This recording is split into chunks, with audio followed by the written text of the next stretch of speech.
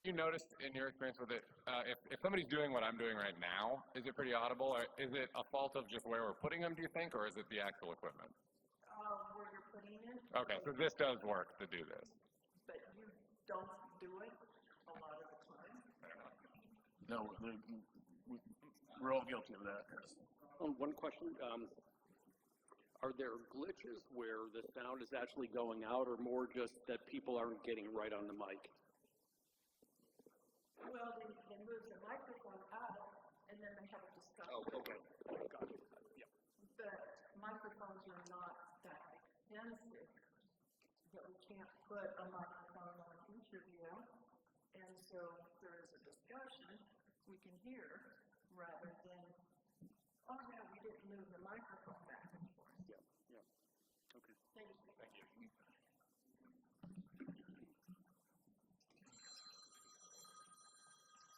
Don't bring a dude. I guess I'm on call. Hi, I'm Teresa Wenson, and I live in Mount Shasta for many years, and I understand that there's going to be some discussion here, I'm hoping tonight, about what's happening with the Roseburg property. Because I think it's really important that we are a growing community. We have an opportunity now where there's quite a bit of acreage. I think Todd said it's about 120 acres, about 14 acres on one side of South Mount Shasta Boulevard, 44 acres between the telephone company and I-5, and another 60-acre parcel on the other side of the railroad.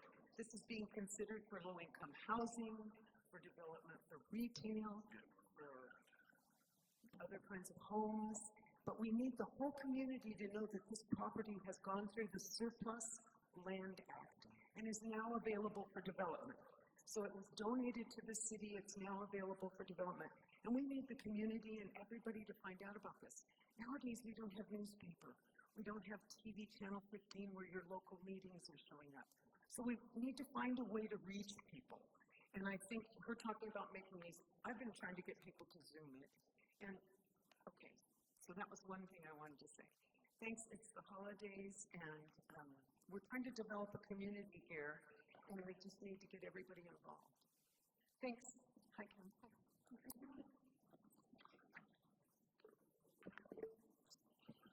Anyone else? No, come on up.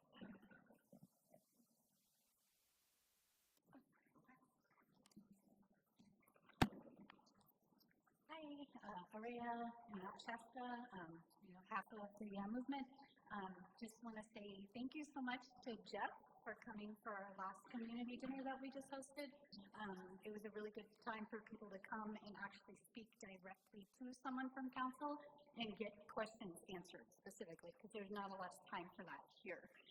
It's very specific agenda here, so there's not a lot of back and forth. So people really appreciate it. They said they got a lot of really good information out of it, and people are looking forward to the next one. So we're planning on making this a monthly thing, just to give people an opportunity to come together, really get a chance to find out more about all these things, like she was just saying, to get more information, have direct conversation back and forth, and keep everyone in the loop on what's happening with anything related to affordable housing, whether it be tiny houses or any other ideas, really to connect people and get ideas going and get things moving forward. So, yeah, so the next one's on the 13th, and it's going to be in the community center above Soul Connection. So just want to make sure everyone's aware of that, and thank you again.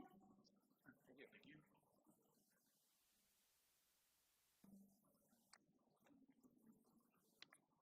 Aloha. Aloha. I'm Afa. The other half of that one, Maria, that just came by. She's the beauty, this is the beast, so we work out well. Yeah, big thank you to Jeffrey for coming out. And probably spoke for about 45 minutes, 30, 45 minutes. Probably had 30 questions. Probably had a dozen people. Had pasta and gluten-free pasta and meatballs on the side and vegan stuff and dairy stuff. She's a chef. And so it was really, really good. We had a little power outage thing go on. But we punched through with a bunch of lanterns everywhere. We did a little prayer for the food, and boom, all the lights turned on. And then superheroes stood up and started talking for like 45 minutes. So big special thank you. That is an invitation for everyone. And if planning commission was here, it would be going out to everyone too. So everyone here is invited. It's going to be the second Saturday of every month forever. 5 p.m. Soul Connections upstairs. Second month, second week, second Saturday of every month forever. It's a little fundraiser dinner. So it pays for the little space, it pays for the printing and the ink and the get the word out, it pays for a couple apps that we use in social media, get the word out and advertise. And we spoke a lot about that little 1% thing. People had questions about that. People had questions about affordable housing. People had questions about the landing. And Jeff did an amazing job, so big thank you. Big invitation to everyone here. So the next one will be December 13th, Saturday, 5 p.m. The best news is that our manufacturing friend that makes tiny houses on wheels in McLeod is going to bring a tiny house on wheels on site. So now families are going to come, have a little tacos, second Saturday of the month, and then Q&A session, meet the council on any topic, bring it up. It was a great questionnaire. And then we'll just go downstairs, open up the door, walk around. We want to move the toilet from here to there and the bed from here to there, see if you fit, as you and your cats fit, you and your partner fit, don't fit, but people can touch it. So that's a big push this December 13th, 5 p.m. Aloha, thank you for all you guys do. Happy Thanksgiving.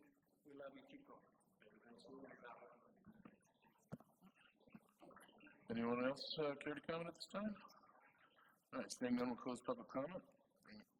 Tad, I'll hand it over to you for council staff comments. Okay. So I'm going to do a little bit of a deep dive on the landing because things are moving pretty quickly. So our team, the Powers Group, John and Brian Powers, they just met with the Rural Community Housing Development Corporation. They're developers of affordable housing out of Ukiah, and had a great initial conversation. You know, they're working on sharing a lot of details, and they're interested in taking on the affordable piece of this. They're talking about, again, remembering that the approaches that we're going to try to develop the east side of the landing first, and you know, this group, the affordable housing group, is saying that the right mixture to get to pencil is about 40 to 50 units, and so that's what they're working off of. They're also, again, looking at some high-density residential, some commercial, and some higher-end properties, and they're figuring out how, you know, the approximate placement of where these elements would best fit, and then would bring this, you know, to public comment and refine this proposal. They pulled on Tom Hesselden. Tom has, they haven't officially hired him on the team, but he has been in conversations with their architect and the developers, and they're moving full speed on, you know, where to include green space, not only on the east side parcel, but where to include green space and path on the main landing site when they get to that point. And right now, what they're trying to do is see, you know, it's kind of a test case, get public input, but try to get the development of the east side going, while at the same time we're using additional monies from the EPA Brownfield grant that haven't been spent to do. We were originally thinking it's going to be a master plan, but the amount of money that we actually have, it's been whittled down to about $200,000. So we figured the best way to really manage this is to come up with general programming for the west side, and then do a robust public outreach process, 2 or 3 meetings, come in with that concept, work with the community to figure out where people have the most comments on what, programming element and how we best accommodate what we're hearing from the community, so we're getting a product that we have folks that will buy into it, and and then hopefully with the time we spend with the community, we've got a product that the majority of the community is going to get behind. And I don't know if I want to get into this too much. We have another project that we're looking at. You may remember, if you've been following these meetings, there was a gentleman named Eugene Sway that has been pitching a pretty spectacular project on the north end of town on Spring Hill. It would be kind of nestled into into the hillside. It would be partially underground, and it is a very different kind of project that would be off-grid. It would use solar, it would use wind, it would generate a fair amount of traffic, it would drive a lot of tourists to the area because of the architecture, but also as a learning center for design that is consistent with nature. And the individual that is working on the CEQA is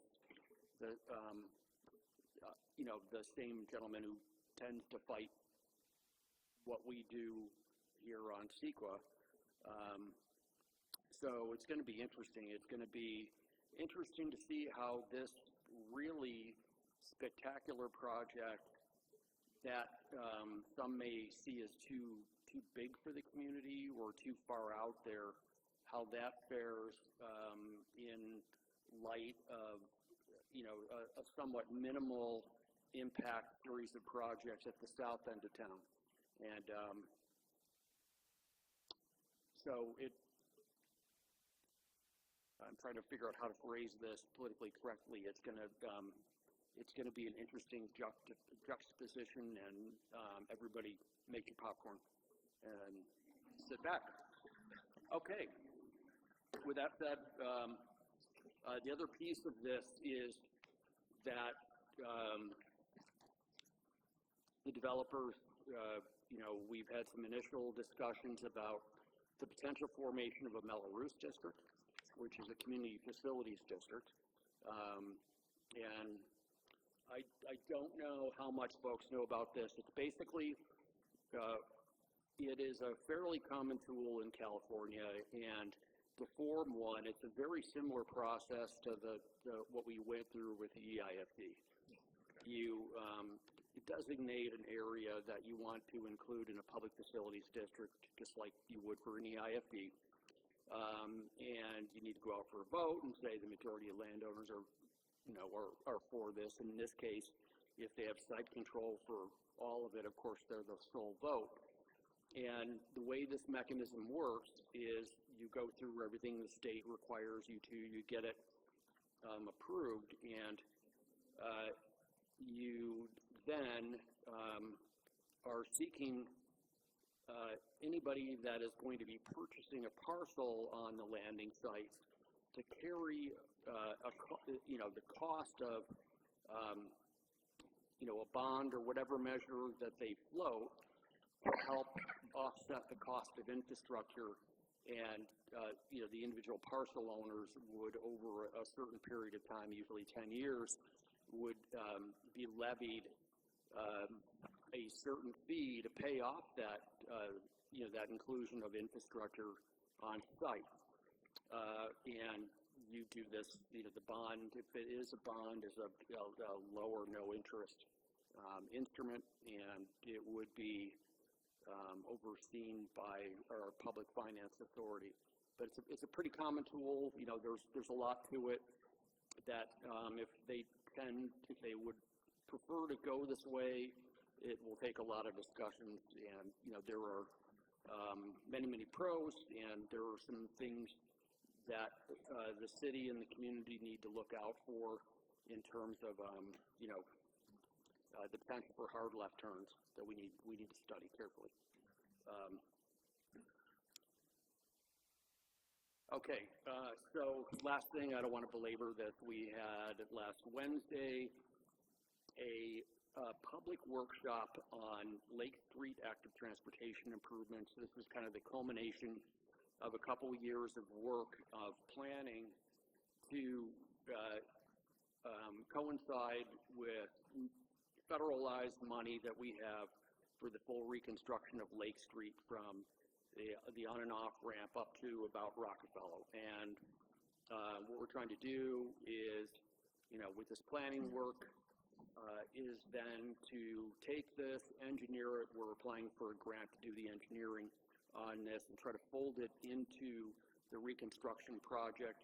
And what it would do is solve things or help resolve some of the issues with speeding on that roadway, where individual travel lanes are 15 feet or more in some locations, and the way you reduce the speed of travel is you reduce those travel lanes down to about 11 feet. You also can slow traffic by having other activities, and in the form of bike lanes, and it being a major bike route, consistent with the city's active transportation plan, which we adopted about 4 or 5 years ago. This was a main project in that active transportation plan that we wanted to pick up. So when we presented the concept, there still is some wrangling about,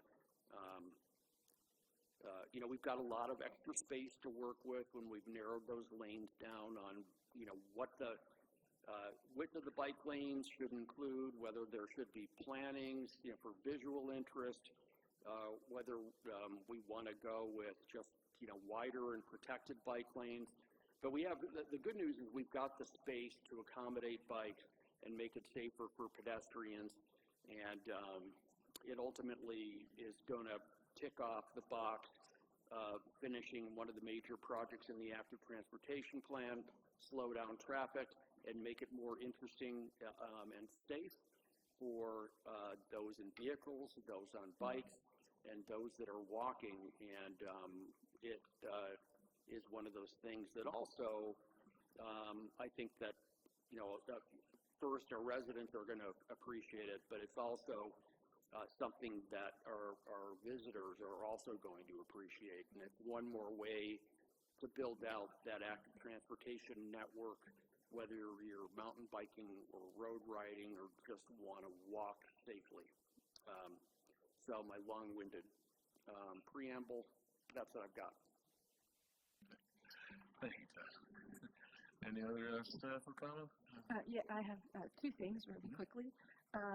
We received from the Fiscal Museum their request for support for the amount of $5,000, and we have budgeted that.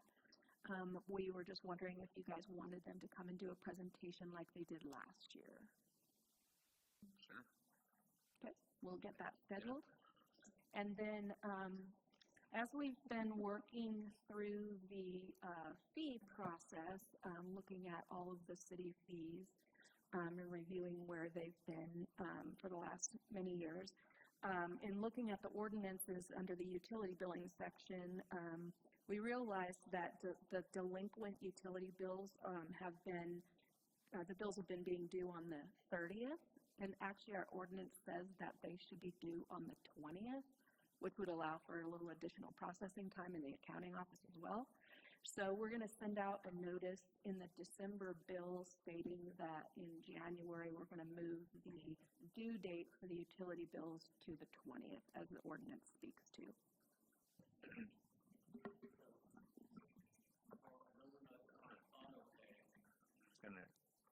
When do you charge that now? We'll send out a notice and people have to go in and update it to the 20th, yes. You won't do that automatically? That's something that each person needs to do on their end.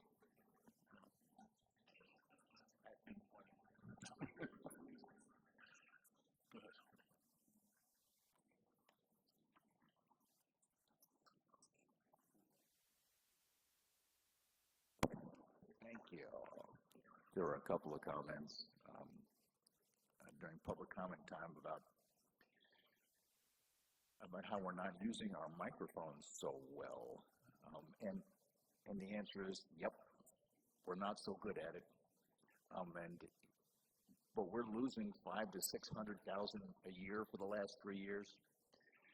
And part of our reduction in the cost with 22nd Avenue was to make alternate microphones.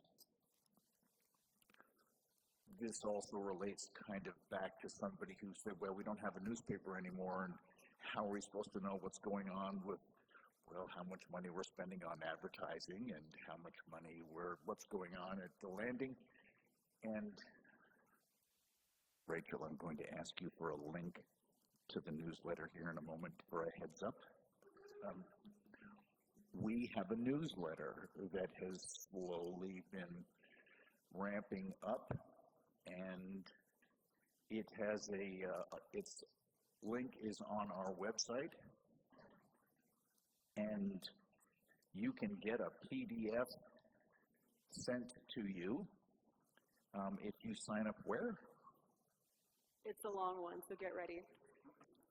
mcshastaca.gov/community/page/city-newsletter. Want to say that one more time for me? mcshastaca.gov/community/page/city-newsletter. Yeah, so if you log on to the main page, it pops up right there. Just log on and type in. Right. I believe there was a question about how much advertising we're spending in the city. Somewhere around $3,200 a month as far as direct advertising, where we're trying to drive revenue, which is our problem. We don't have enough. The other thing is there's a TBID, Tourism Business Improvement District, that collects 2% on hotels and Airbnb and all of that category of revenue, and that all goes into a Siskiyou County-wide advertising pot.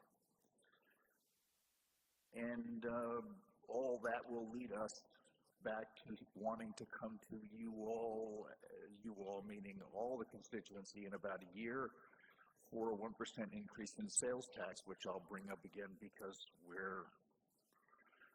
have laid off fire and police and public works. We're all ready to make ends meet. Life is we're not breaking even. Even with cutting out microphones, we still don't make it. That was a small joke. Well, you got small laughter.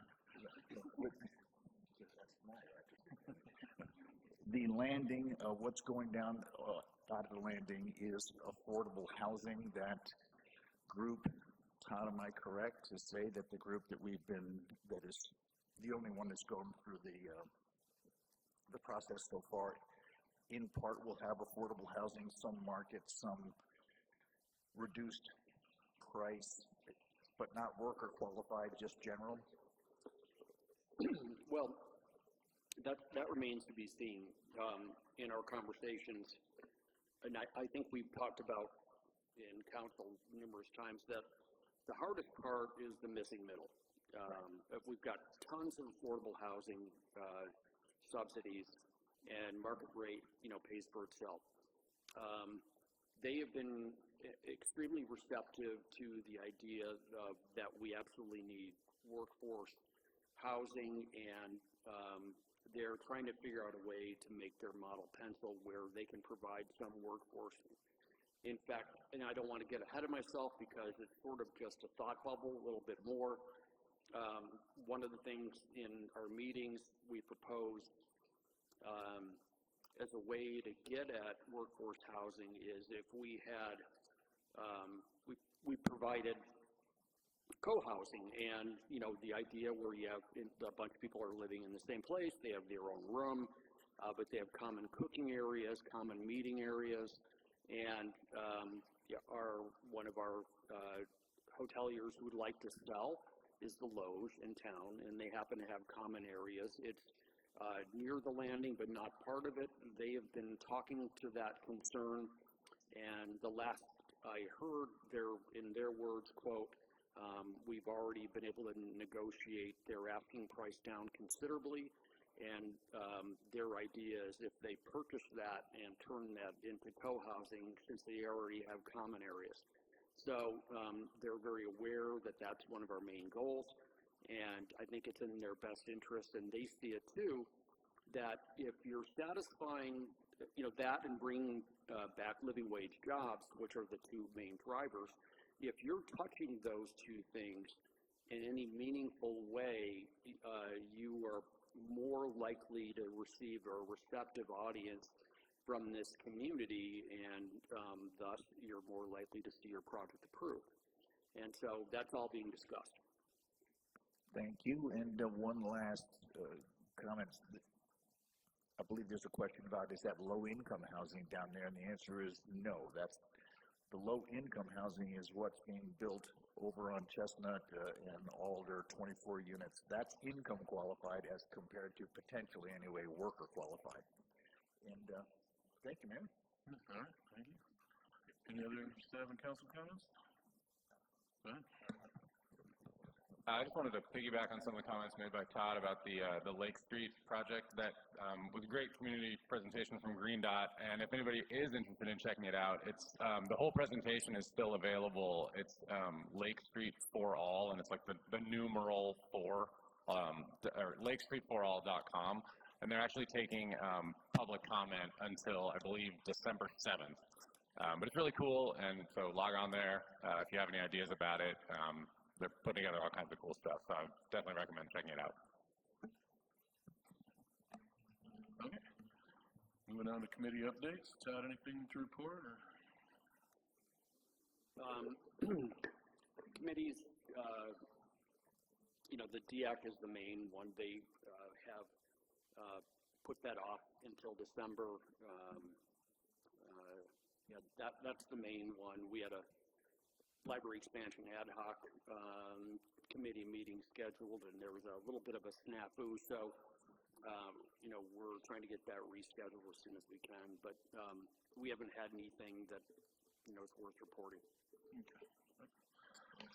Just so people are aware, there are currently several vacancies on advisory committees.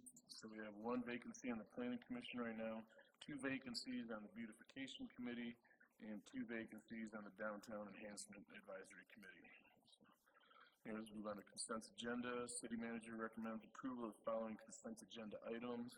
All resolutions and ordinances on this agenda or added hereto shall be introduced or adopted as applicable by title only, and the full reading thereof is hereby waived. A, approval of minutes, November 10, 2025 regular meeting, and November 18th, 2025 special meeting. B, approval of disbursements, accounts payable, October 23 of 2025, November 4th of 2025, and November 13th of 2025. Total gross payroll and taxes for the period ending October 30th of 2025 and November 13th of 25.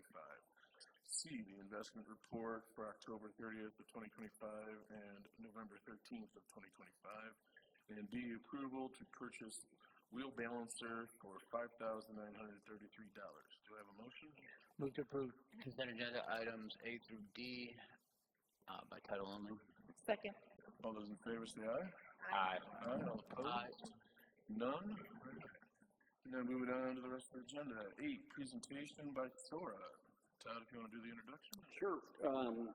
We have Justy Hansen, the now former executive director of Fiscal Outdoor Recreation Alliance, and he's here to give us a presentation and what's going on with the group.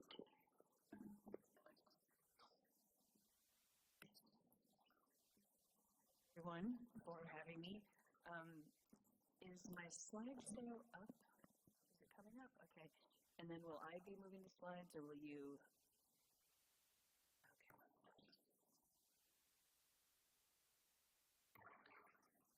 I have here in front of me an actual printout of our plan, and so this is our gift to the council. You can all share it and pass it around.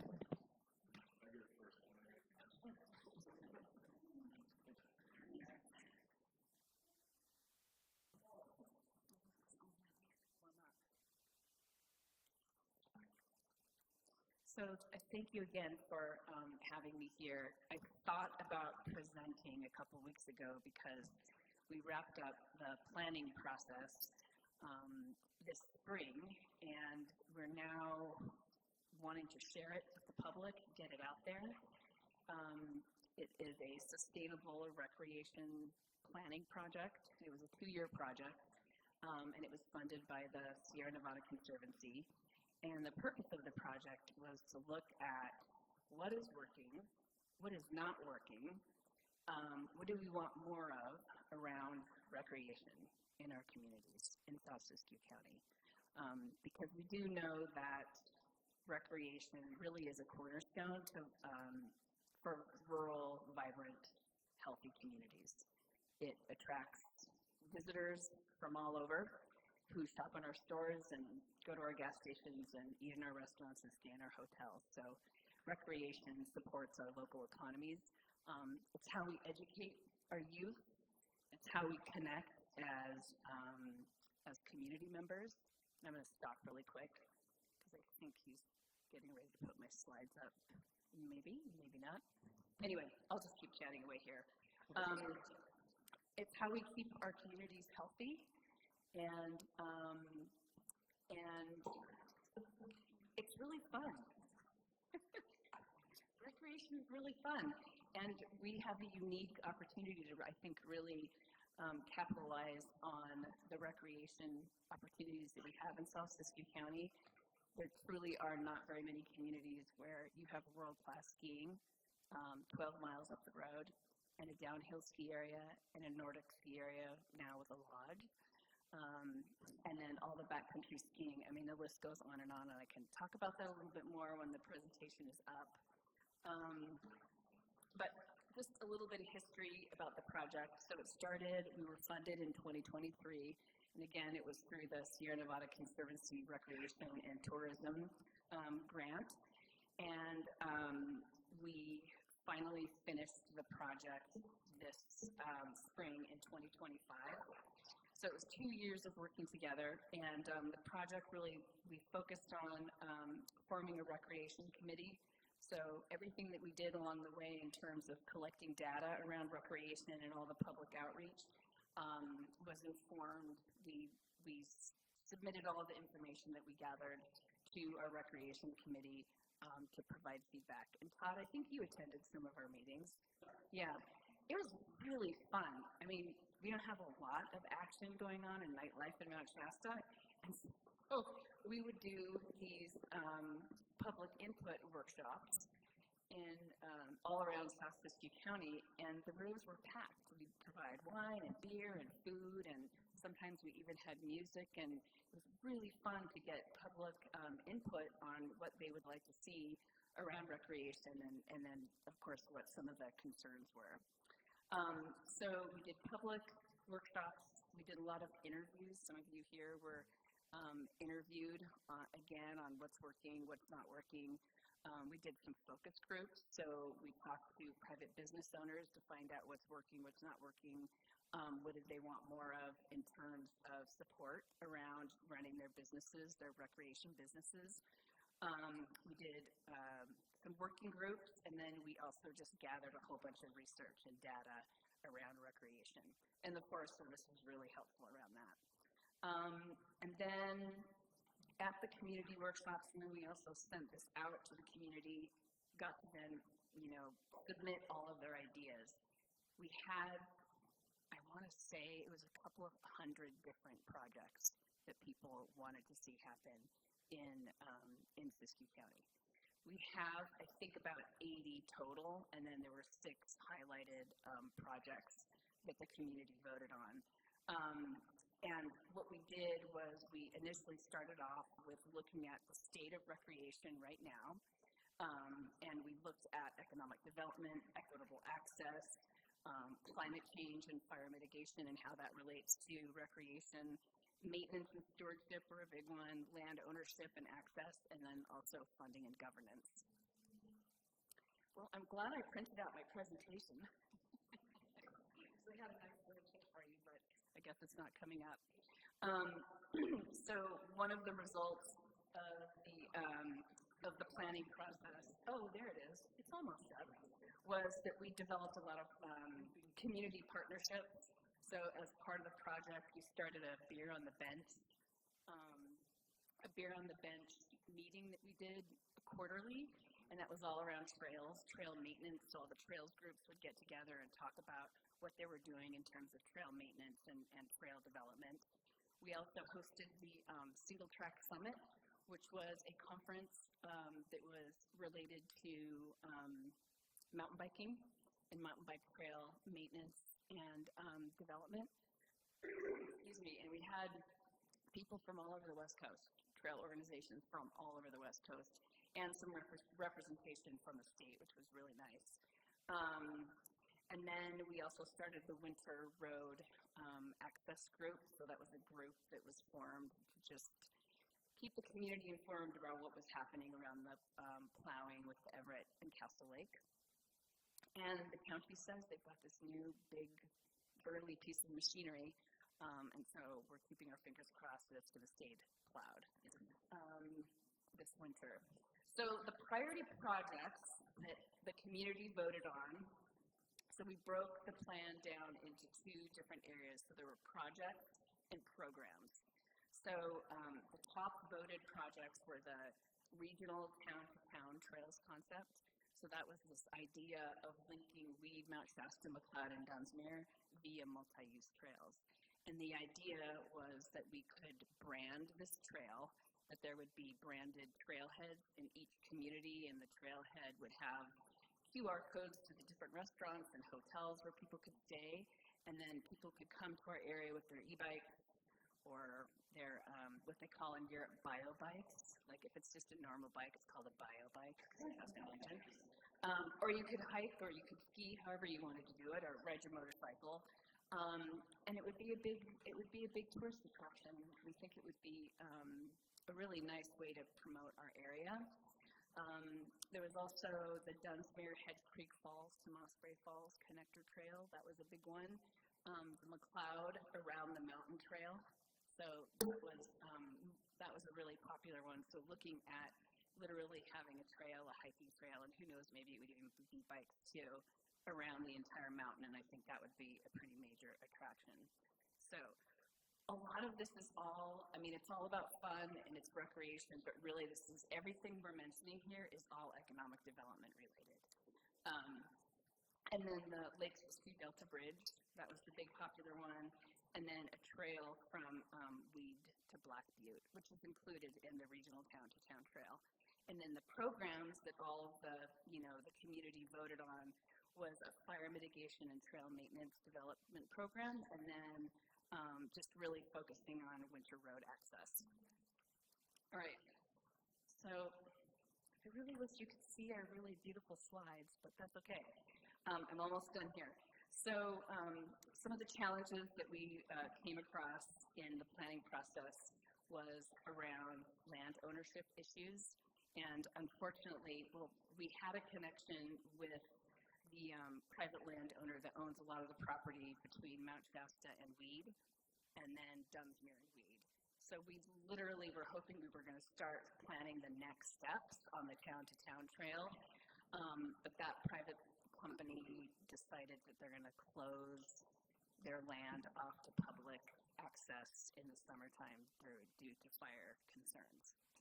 I know. But we're not going to let that stop us. We're going to keep going and trying to develop relationships and look at alternative plans. And then, of course, funding is always an issue. But the nice thing, as you all know, when you do a planning project, it's not super sexy. It's kind of geeky. But when you have community-adopted ideas in a plan, then they become more eligible for state and federal and regional funding. So that's why we did this, too. What else?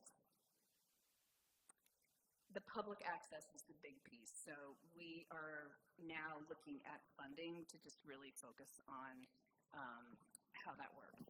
And also looking at maybe finding ways to purchase land from private landowners so that we can have public access. And then some of our key takeaways was public engagement was key. We've just got so much turnout, and I feel like that we have so much support for this project because we have a lot of public engagement. And then, of course, we're realizing how important it is to cultivate relationships with private landowners. And so lastly, I wanted to say that we want to offer this plan up to the City Council, and Todd specifically utilized this plan to support the Lake Street for All project. And I was at the last meeting with, with Green Diamond. And they said that they're going to have some representatives, I think maybe from Caltrans, coming to look at the proposed project. And in our plan and also in the ATP plan, there is discussion about how important it is to link active transportation plans to recreation plans. So a lot of people, a lot of community members said we really want to see bike lanes and then sidewalks that lead to recreation trailheads. So we're happy to attend if Caltrans comes and talk. We'd be happy to talk about just the value in linking the bike lanes than to bike trails. Yeah. If I can add, one of the things that we talked about is grant money is difficult to come by. Yep. But surprisingly, it's probably, in terms of transportation, the easiest money for us to chase is related to active transportation. Yeah. And as long as that is,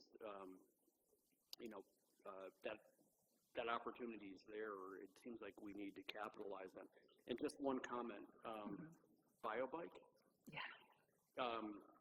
No offense to e-bike riders, but can we call them electric couches? Yeah. Yeah. That's a funny name, electric couches. That's good. Well, so that's it. Does anyone have any questions? Oh, yeah. It's quite colorful. Yes. Definitely. Any questions while we're waiting on the presentation? We'll just get to that part now. No? Okay. I have one more thing to add. So we, as you all know, we operate the Mount Shasta Nordic Center, and we got that big grant to build and construct a new lodge. And so we had a ribbon opening on Saturday. We had a huge turnout. It was very festive, and it's beautiful. Like the view from inside the little lodge is really sweet, and we are anticipating that we're going to attract more people to our community with that new lodge. So they're going to come and stay in the hotel, shop in the stores. That's what we want. Right? If there's no questions, we'll open it up to public comment. Thank you. No, thank you.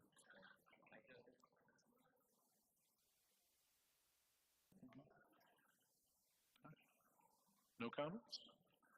All right, close public comment. Bring it back. And we're just receiving the reports, so nobody has anything to add. We'll move on. All right, next up, the public hearing, the presentation by Great North Services. And Brandy will be leading the way. Todd, do you want to lead off with anything?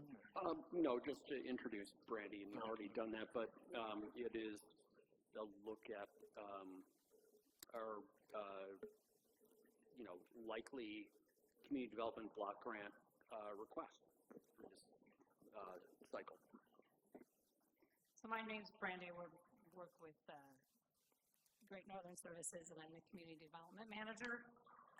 And part of applying for this grant is we have to hold public hearings and public meetings. We held a public meeting on November 20th. Nobody attended. We have received at least two written, well, I know we've received one. Melissa's received one written comment and possibly a second written comment because they couldn't attend either meetings.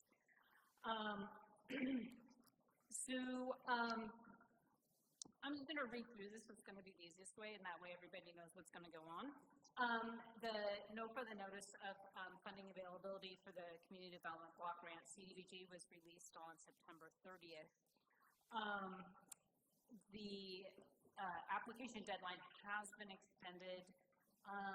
It's now going to the application period is going to be opening in February and closing in April. It was supposed to be opening in December 1st and ending January 30th, and it's all been pushed back now.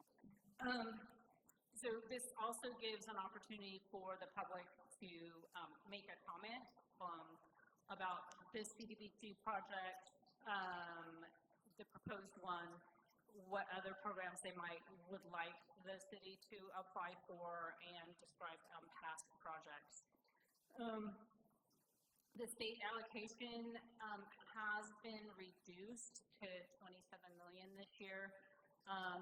Last year it was $36 million. The activities that can be undertaken under this grant are acquisition, and that would be land acquisition, administration and planning, so you can do planning grants, economic development, which the city has done in the past, housing rehabilitation, which hasn't been done in this city for quite a number of years, public improvements, and public services. The applications will be scored on a competitive basis this year, so there will be no first come, first serve this year as there was last year. They will focus on need, readiness, capacity, and past performance, and those who have not been awarded before will be given priority. They're giving quite a large point spread, and I believe I've given those points. What my prediction with the points would be for this grant, and I could be wrong.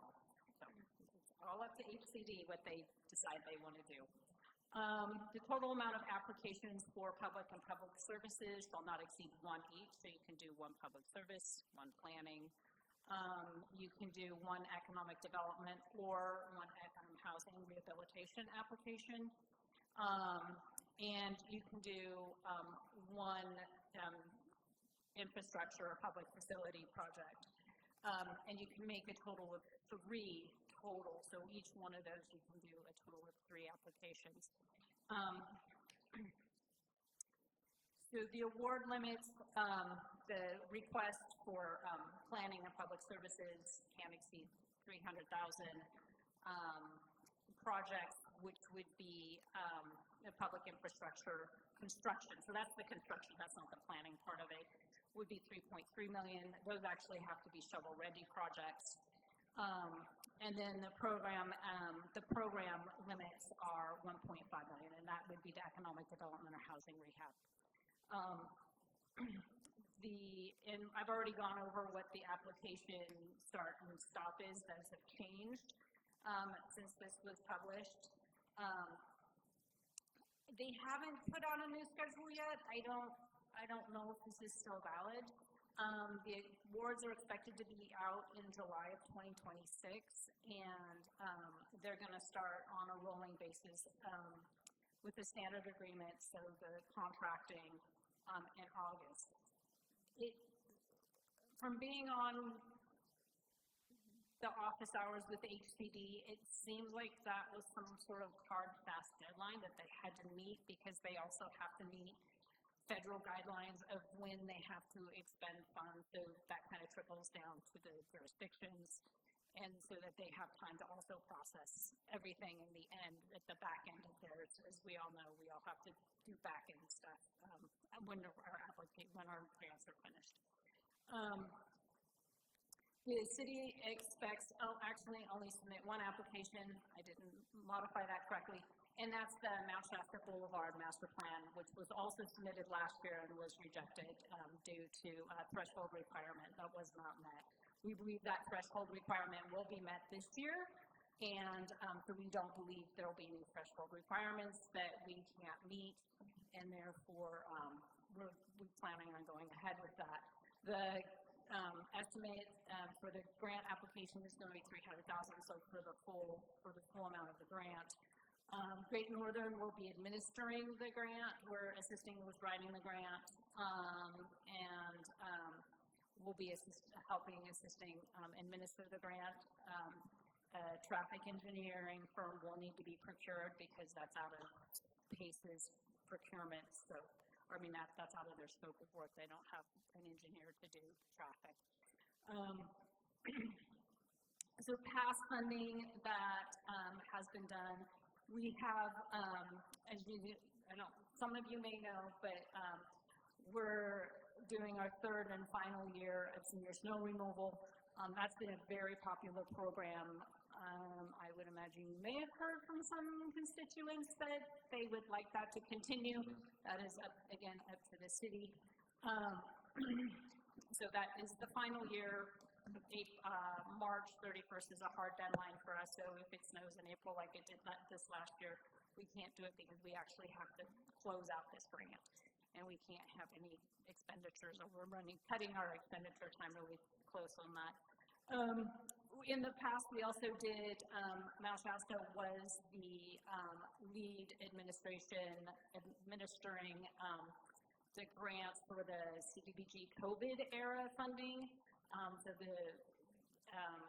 what that did is pool all of the funding throughout all the jurisdictions for the CB23 funding for subsistence payments and the food assistance program.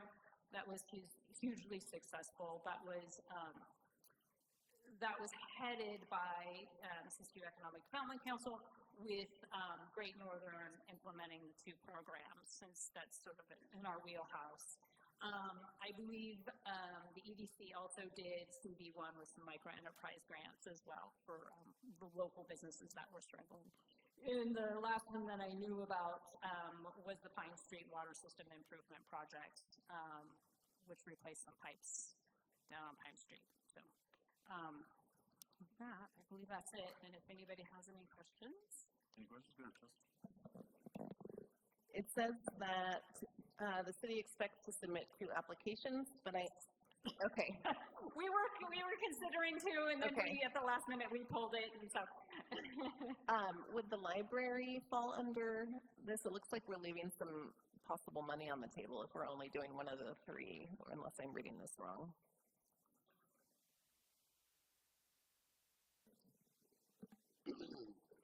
I think I need to get my head around what qualifies and what doesn't, and I think we've got time to do that. I'll do that tomorrow. Yeah, and go ahead and call me. As Ken and I have discussed, we now know what shovel-ready Ken knows what shovel-ready is, because we did a deep dive into that, into the downtown for the EV station down there that's not quite shovel-ready. So what does constitute shovel-ready? You have to have all your NEPAs done, so all your environmental assessments. If it's an environmental assessment, you have to have your plans and specs fully ready. You have to have all your site control ready, so if you're not working on public right-of-way, or if the city doesn't own that, you have to have all your easements in place. If there's any permitting that needs to happen, all that permitting needs to be done. Am I forgetting something? It's basically plan specs, cost estimate. I mean, like, you have a fully, I mean, like, tomorrow you go out to bid, you can go out to bid for it, essentially, is what a shovel-ready project is. It's really shovel-ready, okay. Yeah, yeah. And that is something relatively new. You can, this year you could not, because you're already doing a planning. And this planning is a master plan. The city can go out for a planning grant to make a fully shovel-ready grant. If that project is not started within 5 years of the completion of that grant, you possibly have to pay that amount back, that planning grant back, to the state, because you have not fulfilled the national objective. You can do NEPA through a planning grant. So if you have a project and you're like, well, we're pretty much there, we just need a NEPA done, that can. It can cover CEQA. You don't need CEQA for HUD projects. So this is essentially a HUD-funded project. It's coming from HUD. So that's in a lot of, and this is what Curtis calls the poison pill. And so a lot of jurisdictions in Siskiyou County do not like that because, of course, if that project isn't funded, then the city can be on the hook for quite a lot of money. If another way to get around this, I'm doing the deep dive, is if you're almost ready for the project and you just need a little bit more if you just need a little bit more money and you believe that's a really strong application, you can self-fund it and then do it as pre-award cost. So if you don't get the project, you have to eat that funding. If you get the project, it'll be paid for. I probably think there's still a lot of pent-up demand because there was a number of years that there were a lot of projects that CDBG funding was deferred. So we would need to see, and I know of a couple other jurisdictions that are larger than anything in Siskiyou County that have a lot of matching or other funds to put with projects, which will also score really high. So it just depends how many people are applying, how many jurisdictions are applying.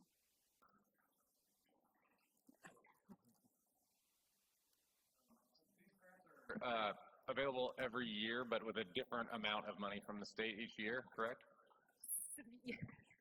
Technically, yes. Okay. So it's coming from HUD. So it's Community Development Block Grant. It's coming from HUD that's funneled through the state to administer funds to small jurisdictions, non-entitlement jurisdictions. So HUD funding comes to larger jurisdictions, entitlement jurisdictions, 250,000 people or more. They just funnel it directly and they get us that allocation. Where California and the small jurisdictions, we get to scramble and fight for it. So it's through, since it's HUD funding, it's actually through federal budgets, and you can take it from there. So yes, technically they're supposed to do it every year. They're supposed to start putting them out in January. That never happens with the state, with HCD. It just, so we hope every year that we're going to get funding and that at some point they're going to put it out. So I guess I'm curious then, just looking at like the use of it here, so acquisition, administration planning, all these different things, is it, just to have an idea of the types of things that it could be used for here, is that something, say like the Summit View Inn, formerly Lodge, talking about, could a grant be used to acquire that in as the acquisition part of it, and then say, like housing rehabilitation, could that be could say part of the grant be to acquire something like that and then use a separate application here as one of the three to do like housing and infrastructure rehabilitation of a place like that to then turn something like that into workforce housing? So you can use it to acquire the property. Converting it into workforce housing, I'd have to take a look at that. I don't think that's an eligible. The acquisition is. So if you are you working with partners who say, if we can get this, then the private company can turn it into workforce housing? That is completely doable. So, but what if that, excuse me, that workforce housing isn't traditional affordable and isn't deed restricted?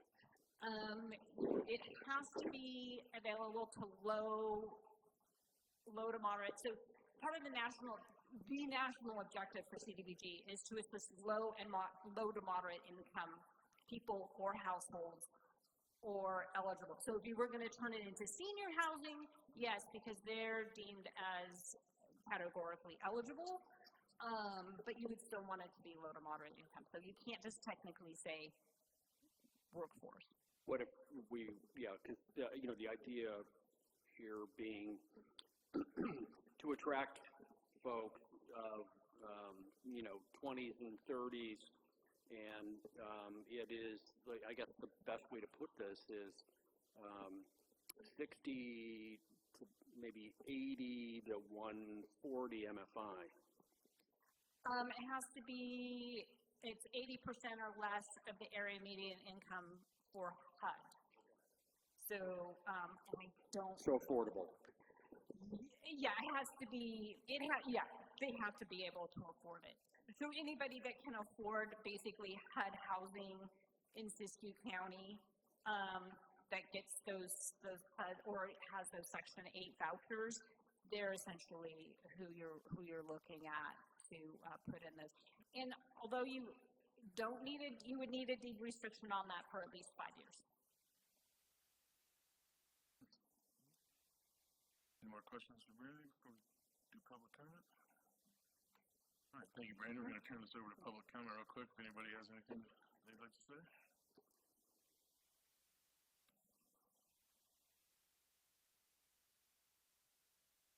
So we have Lifeline phone and power. I think having a city Lifeline program would be very beneficial to a lot of elders and low income, and that could be a turnkey ready project that would benefit a lot of individuals in this city. Thank you. Excuse me, sorry to make you walk all the way back. I'm not familiar with what that is. Do you mind clarifying?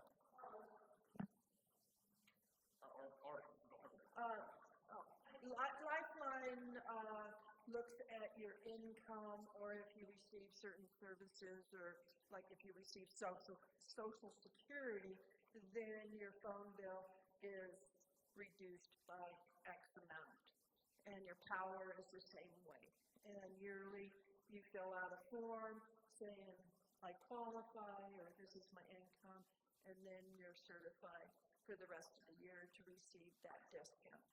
Our city bill has significantly jumped over the 30 years that I've been here, from $30 to over $100 a month. Yes, we're looking at low-income housing, but being able to keep individuals in the house, because you have to have your water and your sewage. That would be a program that hopefully that would be covered. So we have a similar program to that. It's called the Subsistence Payment Program. With these grants, they are 3-year grants. And essentially, we generally run them in about 2 years, 9 months, so that we can close them out within 3 years. So what the Subsistence Payment Program is it can be for paying rent, utilities, including government-owned utilities, and so that would be jurisdictional utilities, electricity, gas. We don't have gas here, but propane. So the problem with this is that it's not ongoing.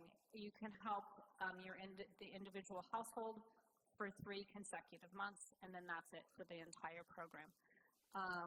So it's not, unfortunately, an ongoing program, say for like the CARE program or the Lifeline program that cell phone companies use.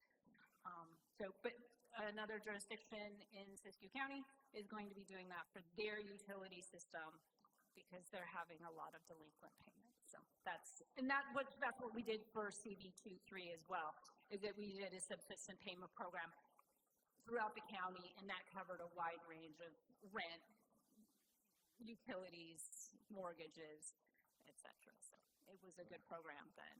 Not yet. Any more public comment? No, you got to come up to the mic. We've got people complaining about it already.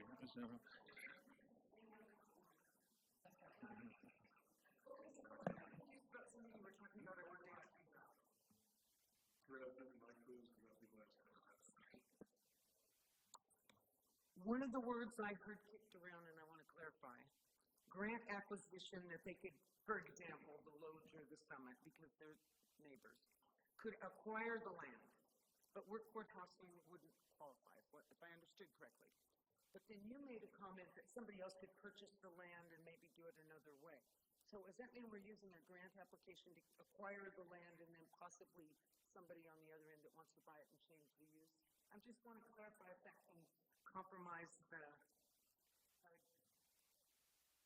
It's sort of a delicate balance. So one way to do it would be the city to purchase the property and be in contract with a developer to change the use of that property. So the city would use the rights, and then you would have a developer coming in to do the development. And you can also do that with a lot of, I think, jurisdictions do that to eliminate blight.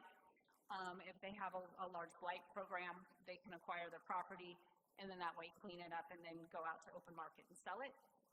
You can do that. I know a lot of there's some jurisdictions, and these aren't in Siskiyou County, this is just what I've heard from other jurisdictions do. They purchase the property, or the nonprofit purchases the property through the grant program, and they convert, say, a hotel to a homeless shelter or some other type of facility for healthcare facility or something like that, which would be a separate grant, but can be done with CDBG program. So it's very nuanced how you use the funding, and you really have to do a long-range planning for that. So if you know we want to do this, and this is our steps. Oh, CDBG is one of those programs. So if it's in your master plan of this is what we're going to do, you can always look at CDBG and we can toss it around. Anybody else for public comment? All right, seeing none, we'll close it up. And Casey, you had a comment? Randy there. You mentioned the senior snow removal program, which seems like it's been pretty popular over its existence. You mentioned it runs out in March. Given that we're only applying for one of our potential 3 applications, is there a reason we can't apply to continue that for another 3 years? It's up to the city. Oh. So. I think we should do that. That seems like a good idea. And I'm assuming it already were. Yeah, you just have to. Let's do that. Yeah, so this is to gather public comments for the staff to come back to me or some other organization to go ahead and write other grants that are eligible. And then from there, you apply for it and whatnot. So that would be probably a pretty simple one, and then we're locked into what we can apply for. We can't, once we submit a resolution for the applications that we apply for, which is the total amount of the budget, it's not the application, we can't add anything to that, but we can reduce something. So all of a sudden, oh, this project's not going to be eligible at all, this application. We can pull that, and you just don't have to use all that budget. But so we're still in that limbo period now. We could possibly do it. I am going to be on a month-long vacation in February. So I will need to know soon, and I will have my staff assist in putting that together, since we already have sort of a demonstration one that we did a couple years ago. Okay. Anybody else? Any more questions? Guys? Thank you, Randy. Thanks. Thank you very much. Very informative. All right, moving on to the presentation by Kimberly Horn, the Draft Safety Action Plan. Todd, you have the floor.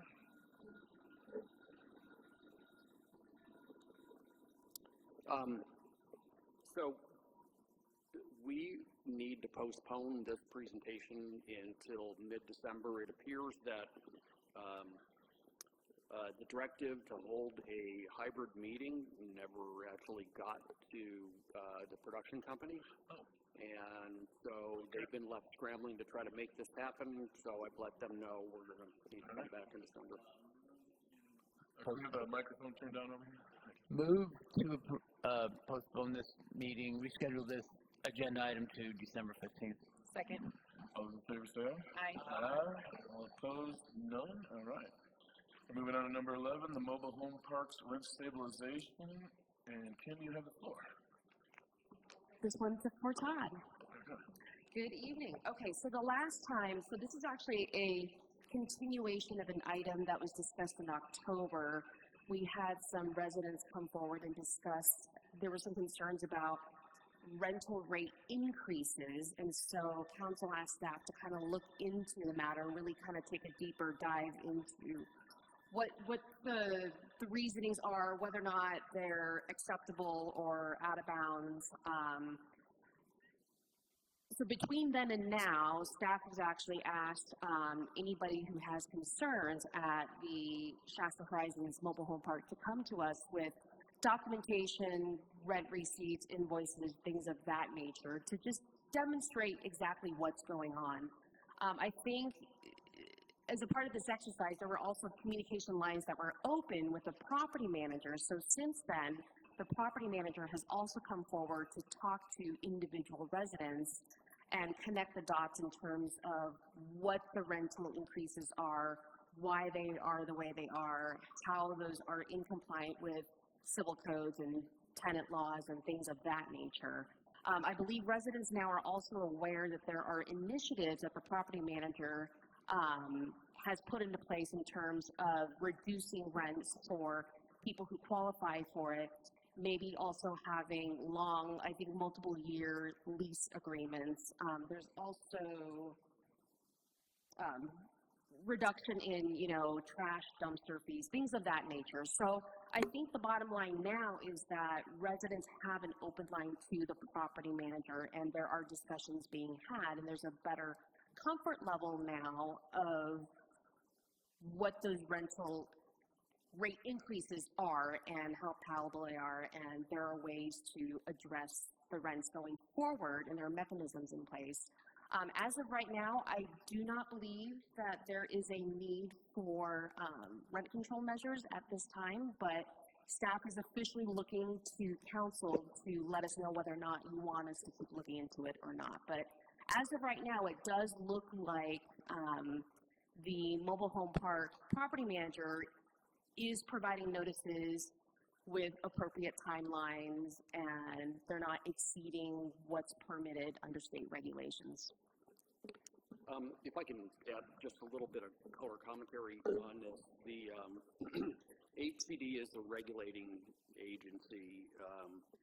They allow up to a 5% increase per year plus the CPI, not to exceed an increase of 10%. And, one of the things that we presented last time is that this is pervasive. There are 3 mobile home parks in town. It really appears that the complaints are coming from one. I want to stress that,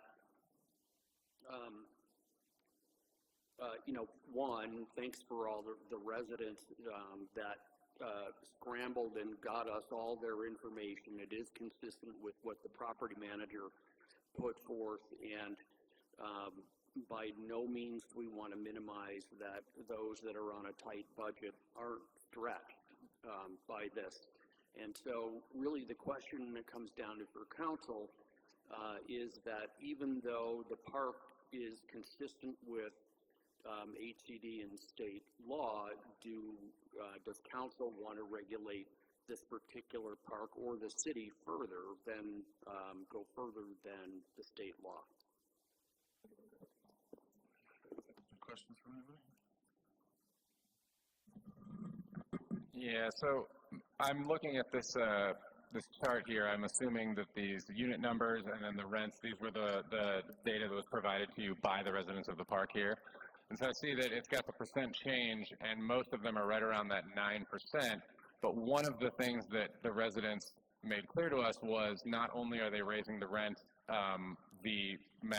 or near the maximum allowable amount by state law, but simultaneously pulled out utility fees that had previously and traditionally been a part of that rent. And then by pulling those out, but then still having rent go up to near the maximum allowable amount, if you add on those fees, it seems like it still violates at least the spirit of the state regulation, if not the law itself. Thanks. That's a great point, and it's something I probably should elaborate on. The state law, talks about rent specifically and a cap on it, but it also talks about utilities as a separate item and a not to exceed amount, and they're not exceeding that either. But, again, the folks at the park wouldn't be contacting all of us if it wasn't a, you know, a hardship. To the city manager or the city planner, relative to that chart, because I may have misinterpreted this, but am I correct in saying that, yes, while they have taken rent and utilities and broken them into two separate payments, their total did not exceed 10%? Is that correct? No, it's, utilities have a certain cap. They have not exceeded that cap, and then there's a 10% total cap for the rent itself, and they haven't exceeded that. I don't have the utility number in front of me, but I did double check that today.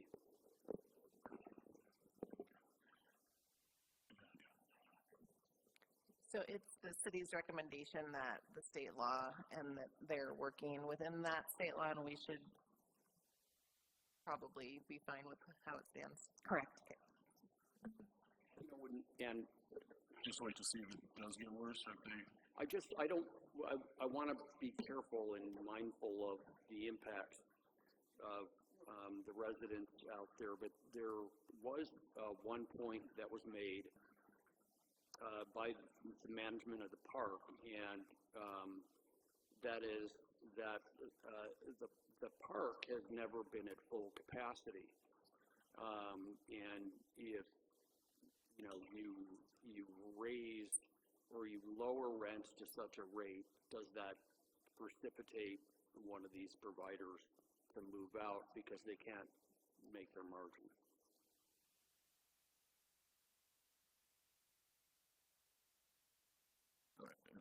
John, question? Reading from the text here, 60-day notice to separate utility charge. Water utility service is currently included in your monthly rent charge for the space that you rent, located at such an address. Beginning with your June 1st, 2025 billing statement, this utility service will be separately charged and listed as its own line item. At the same time, your monthly rent charge will be reduced in equal amount to the amount being charged for the equivalent to the utility service. So it looks like that's why it doesn't look like the utility, in other words, they're being charged this amount, $500. The utility is $1,850. We subtract that, the rent charge is, $482.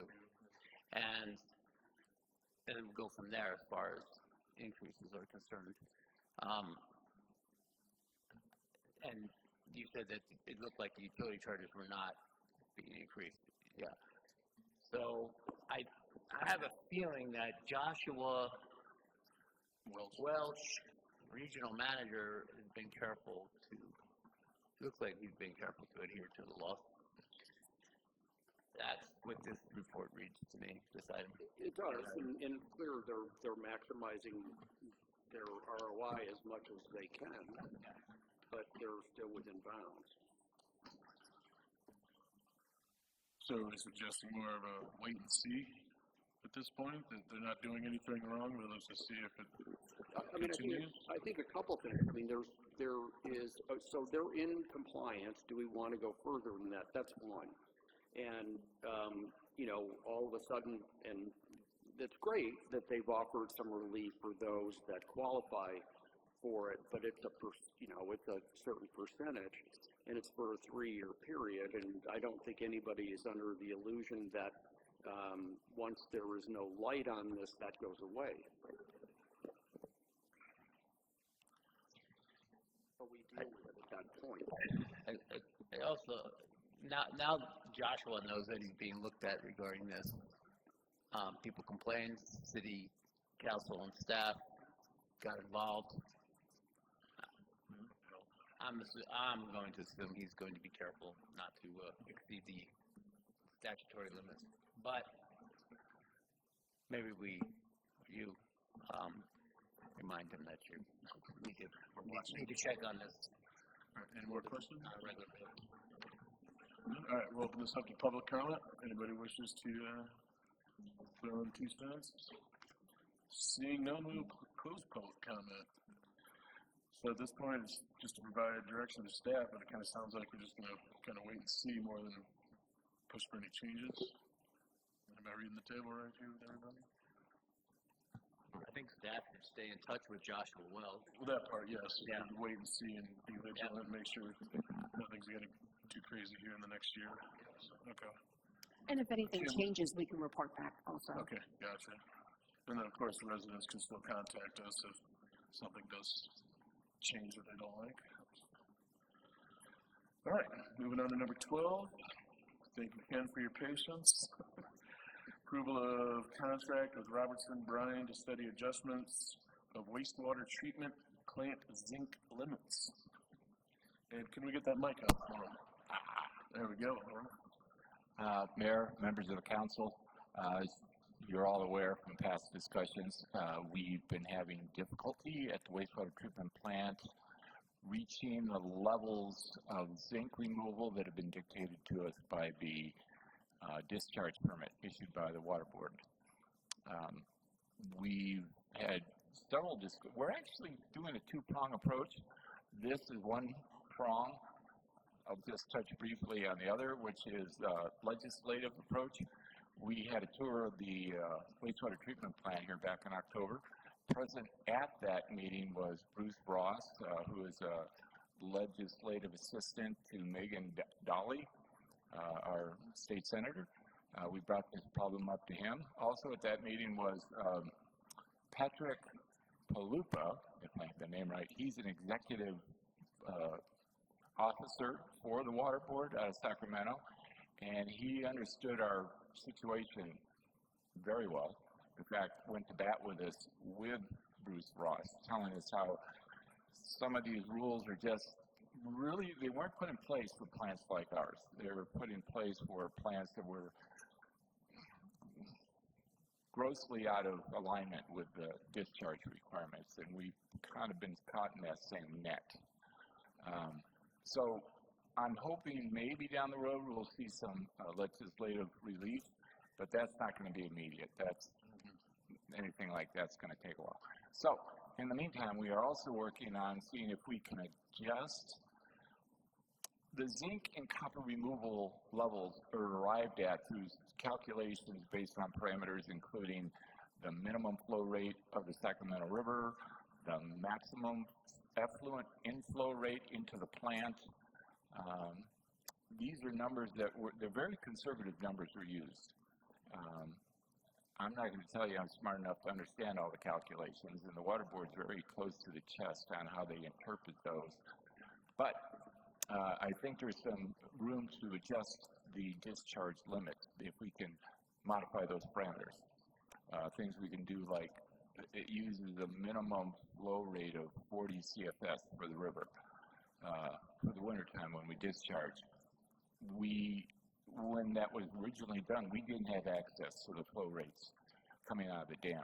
Now we get daily readings of what's coming out of that dam, so we don't need to be so conservative. On days that do drop that low, we can go to the leach field. We can, if we get that pond back online, we can actually store it up for a little bit. So discharge only when the flows are above 100 CFS, which is the vast majority of the winter. The inflow rates, the very high inflow rate was used for the calculations based on before we did all the improvements to the collection system and drastically reduced our inflow and infiltration numbers. But to do all this, we really need a firm, an outfit that understands how these calculations are done. So we went out, I make a short story long all the time. So we went out to bid, put an RFP out to some firms we knew had experience doing this. The low bid, well, I won't say the low bid, the most responsive bid was Robertson Bryan. It's included in the packet. After the bid, we had a discussion with them. Paul Bedore, who is the representative, very knowledgeable individual. They truly understand this process. They've worked through these calculations with other municipalities. They actually have a good relationship with the Dolly representative. So kind of working back on our two-pronged approach. Todd, you look like you wanted to add something. Yeah, a couple things, and I don't want to belabor this, but, you know, in our conference call with this person, you know, there were a lot of things, you know, our permit is such that the, you know, when we discharge, our area before before it actually mixes is extremely small. The amount that we're putting out, you know, is basically insignificant, and the discharge permit was designed so we would be releasing at a time, you know, which would normally be low flow, but not as low of a flow that we have now, given how much we've been drying out. And one of the things we've been running into is a political situation that many other jurisdictions in our region is that we've got a gatekeeper in Reading that is unwilling to move. And I have complete confidence, I know that Ken left this meeting, that not only our, you know, the way our discharge permit has been calculated is unfair, and there are ways that we can recalculate this. We'll be well in bounds, but once we do that, the trick is we need to get it past the Reading office and put some pressure on these folks to make this change, and I have all confidence that this outfit and this individual will be able to make that happen. And one final note is on that field trip that Ken mentioned, that he talked to a representative at the state. One comment that he made is that there is no way that a brand new wastewater treatment plant should be seeing fines. And so we're trying to rectify this, and this seems like a small amount to avoid any fines into the future. That pretty much sums it up. Any questions? Okay. So with RBI, it says the authorized budget not to exceed 10,000, but then it talks about two different timing points and two different attachments. Is the amount not to exceed 10,000, is that for the entire project from RBI? It's for the first phase. Okay. Beyond that, we really don't know until he finishes the first phase. So no, do you have an anticipated fiscal impact for this? I don't want to hazard a guess. It shouldn't be grossly beyond that, but it could well exceed that. Okay. Yeah. Thank you. Hi. I don't have any questions about hiring a consultant to get around a gatekeeper and look at long-term solutions to get the zinc numbers, or the calculations for the zinc numbers back in a reasonable calculation. That makes sense, and yes. But there are some shorter term that might also be longer term things that you mentioned about, given that we have daily flow readings now and a retention pond that I'm not quite sure if I read your face correctly. Is that retention pond active and available, or heading in that direction? The state has given us permission to use it. I'm going to definitely on an emergency basis, but more than that, when needed for big storm flows. They will let us use it on a temporary basis. It's not official approval. They won't give us official long-term, tie that in as part of your system operation until we can get the funding to line the pond. It is still an unlined pond, and that's the big hang-up. Okay. Yeah, okay. Is a liner for a pond a crazy expensive thing? Is that 6 figures? Oh, yes. Yes, that is not cheap. Okay. Thank you. Okay, so this really isn't a question. maybe a rhetorical question. All the costs for this are going to be in the enterprise zone on budget. Yes.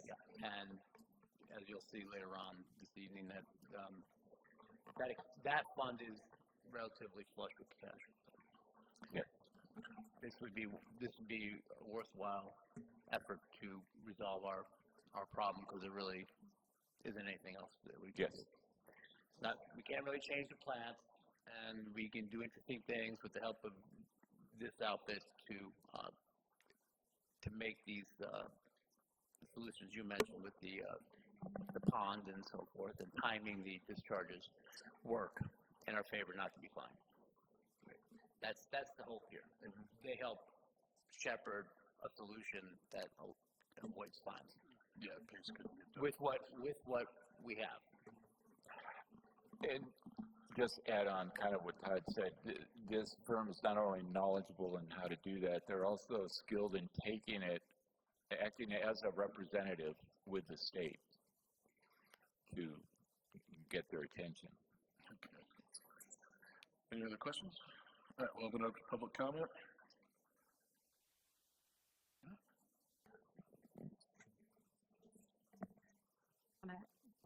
Johanna Altwerfer, Mount Shasta.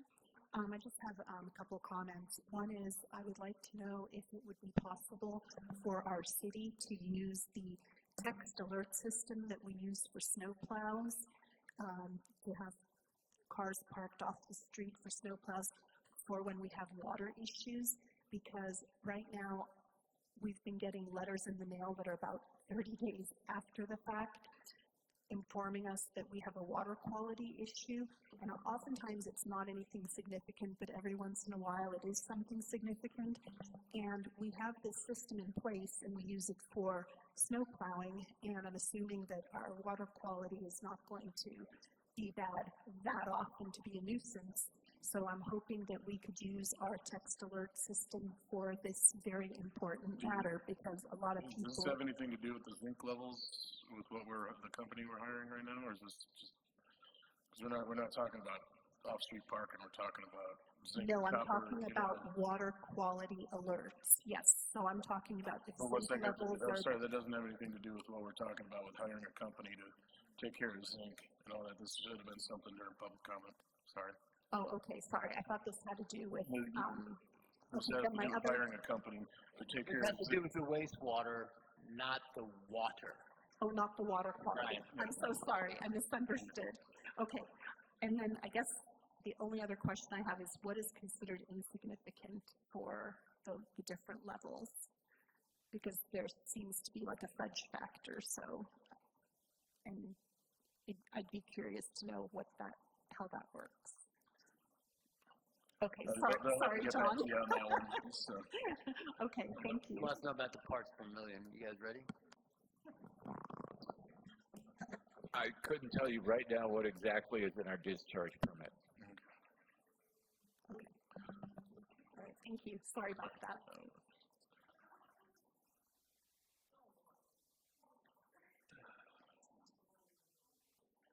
Rosalind, yes, this is about our wastewater. So we were promised we were going to have this awesome sewer system, and the contractor that wrote it out said that they would implement it and make it work. And now we're finding out that it's not pulling the heavy metals out, because that was the problem before, was the heavy metals. Is there anything that's going to be, the contractor that built this isn't covering these issues? I mean, we are in this position now, but there should be some kind of consequences for that contractor that didn't fulfill their promises. And they came to us and they said, this is going to be the best project. You're going to have a Cadillac project here, and you're going to pay lots of money for this. And now we are looking at spending more money to take the heavy metals that were in the water before. The filters were supposed to do it, and we were supposed to use lights instead of chemicals. And it's the question, why are we back in this situation?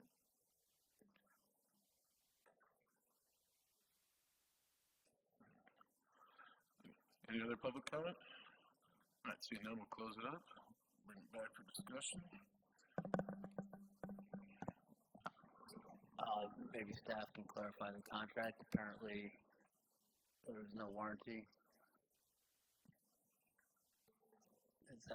Is that what I heard in the past, recent past? My response would be, we're dealing with the zinc levels that we are reducing. We are taking the metals out. We aren't taking it down to the levels stated in our discharge permit. Our argument is the levels stated in our discharge permit are too conservative and should be adjusted.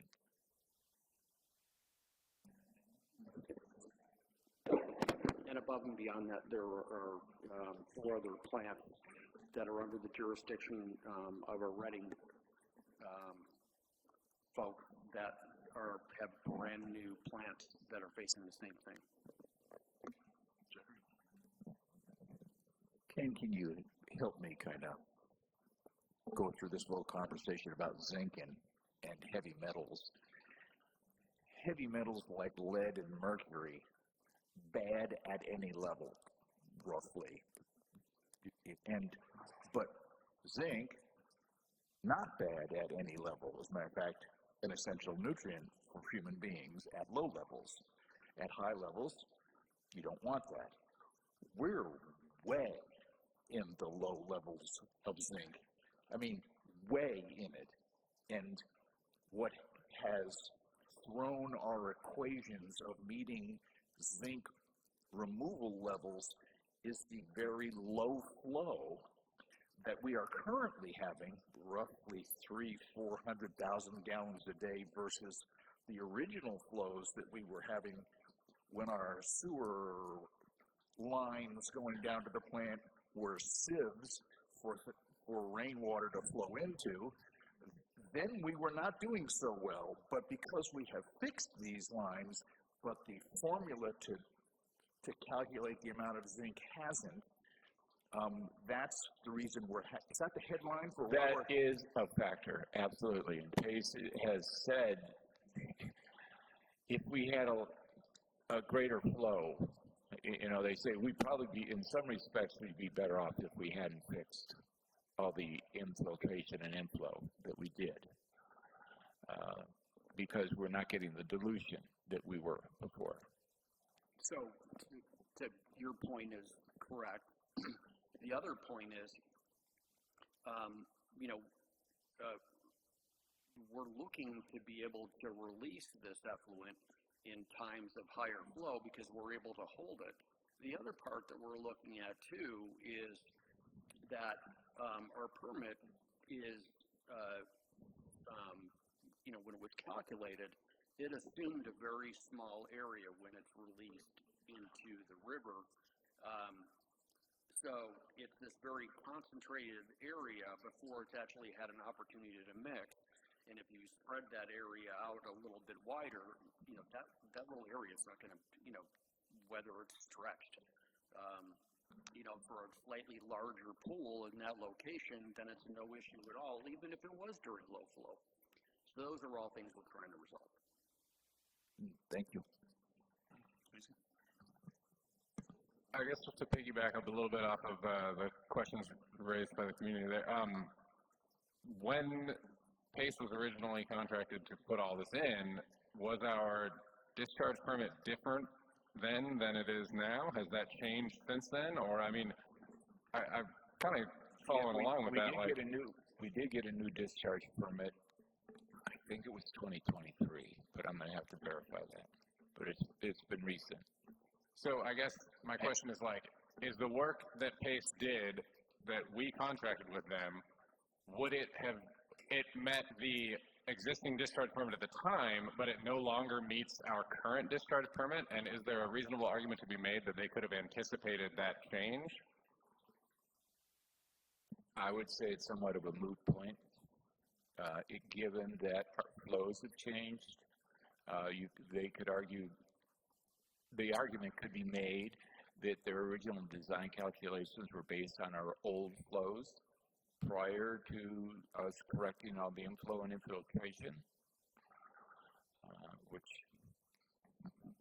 were those infiltration corrections a planned thing, or was that something that was discovered after the scope of work was already contracted? It was discovered during the pipe replacement. We actually had some, I can't swear for sure what the pipes were, but we had water with large flows that were not part of the wastewater collection system flowing into the wastewater collection system. The speculation was that they are old, forgotten storm drains. Perforated by tree limbs, all kinds of stuff. Now, do we have an motion on the approval? I just wanted to make one more comment. Okay, go ahead. So we had Payson here, Paul Reuter and his main helper regarding this. I've been involved with this the whole time, since its inception back in 2018, 19.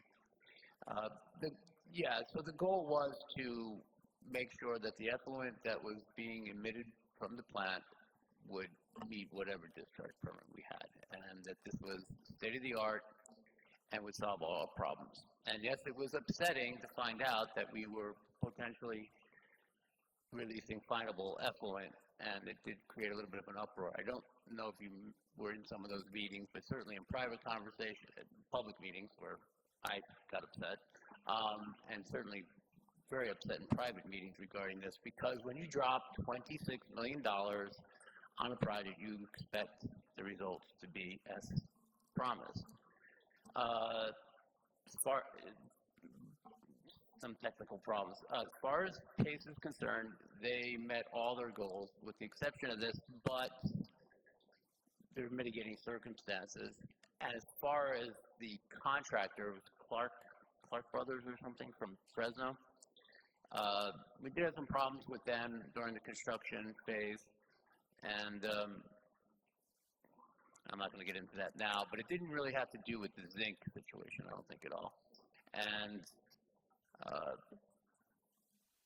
there's no legal recourse on our part to get any satisfaction from this. Short of there's no going to court is not going to be fruitful, in other words. So warranties, guarantees, apparently not part of the contract. This is already talked about in the past, and so we have to look for solutions like this. And to me, this is the most reasonable solution and the most affordable one from what I can, all the different solutions that have been thrown out there. I know we have a lot to get through, but real quick, there are a couple things that also add to this.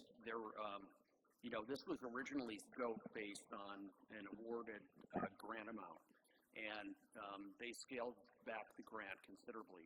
And the approach that Pace wanted to take and the city wanted to take, there was, I'm not well versed in this, but there was a piece that was going to ensure that we took everything out of solution. And the state said, we don't want you to go on a diet, we want you to shrink. And so they took off the piece that was going to ensure that all of this material in solution was going to be removed, and they removed the excess funds that would allow us to carry a warranty, and they said go forth and make it work. But I will say this, and we've had the same conversations you've talked about, even though we don't have a warranty, they're paid a considerable amount of money for project oversight.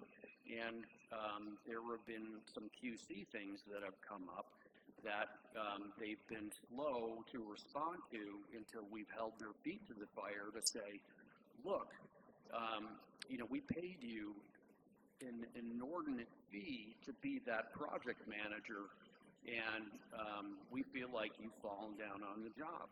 And one of the things that we've talked about internally is, maybe they've gotten too comfortable. Maybe we need to start taking RFPs for a new city engineer, or going outside of the box and looking at who else is providing services and not relying on pay solely. So those are all things that we've been talking about now. That'd be fine with me, then, not relying on pay solely. Is that another agenda item? Okay.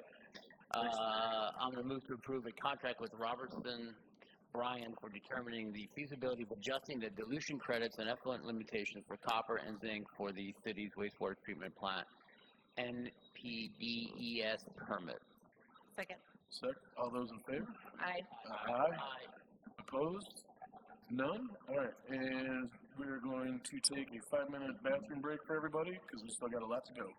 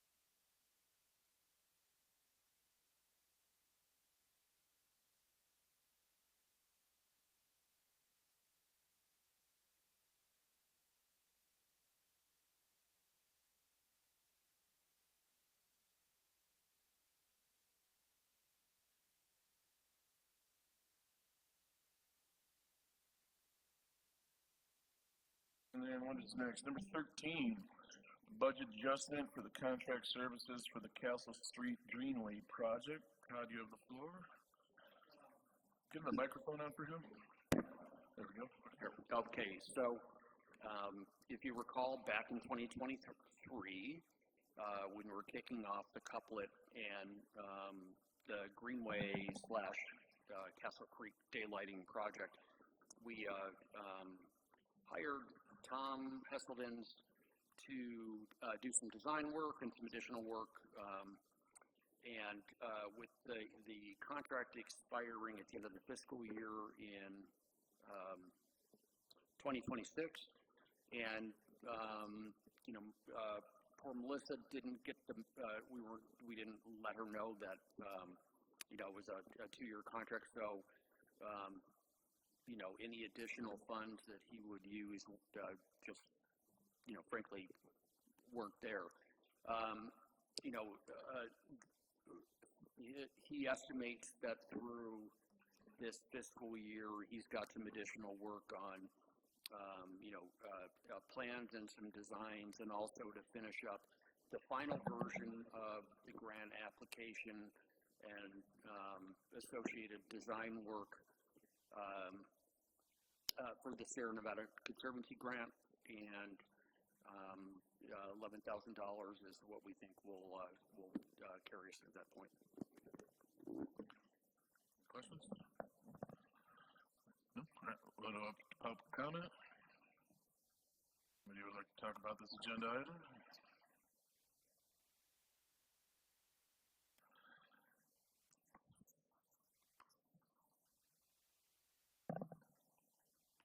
Johanna Eltor for Mount Shasta.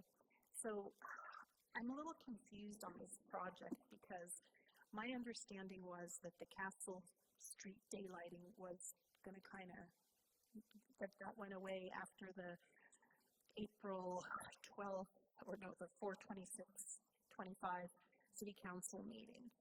Because there was like a May or June meeting, and it was said that we're not going to pursue this because, I'll go through my list of things. I'm just wondering why we're pursuing the Castle Street. If we're pursuing other aspects of it, I think that's valiant, and that's great if we're getting grant funding. But the actual Castle Street daylighting aspect of it by Ace Hardware, I find that to be misguided in light of our deficits, in light of city revenue that we're going to lose, and worker positions that will have to be cut from the local stores. And so I guess Tom's a great guy. It's not about the person, it's about the project. And I just want to kind of go through what I think, we have existing wetlands here in Mount Shasta. A lot of our space is wetlands, and it seems to me to spend money to create more wetlands is crazy. And I sent you all an email earlier today and also earlier in the year and last year. And the Castle Creek that flows through here that was 50 years ago put into a pipe, daylights out behind Rite Aid. And if you go and look at that, it's maybe 3 inches high and maybe 1.5 feet wide of water. And then that's not a lot of water, guys. And in order to make that into anything meaningful, you're going to have a lot of pumps, a lot of expense, a lot of maintenance, a lot of things that will break down that are going to cause a lot more expense for our city when we are struggling right now to have to stay, afloat. So it's also going to bring liability to our city. And the owner of Ace Hardware has come to speak to the city council about how he is not in favor of this project. So I guess I just really want to understand where we are at with this.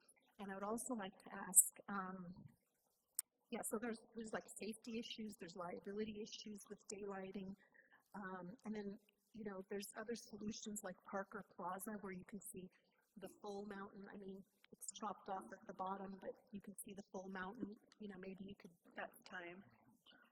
Oh, thank you. Okay, thank you. Rosalind, anything to add, or? I just wanted to ask about the one-way. Is that part of this project? No, that is separate. Thank you.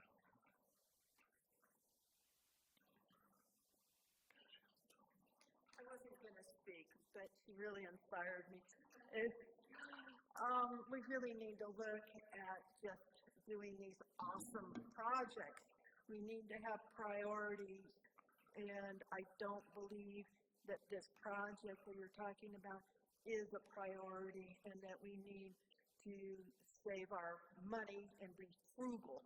And so I really hope that you consider not approving this money right now. Thank you. All right, seeing no more public comment, close that, bring it back to council. Any other?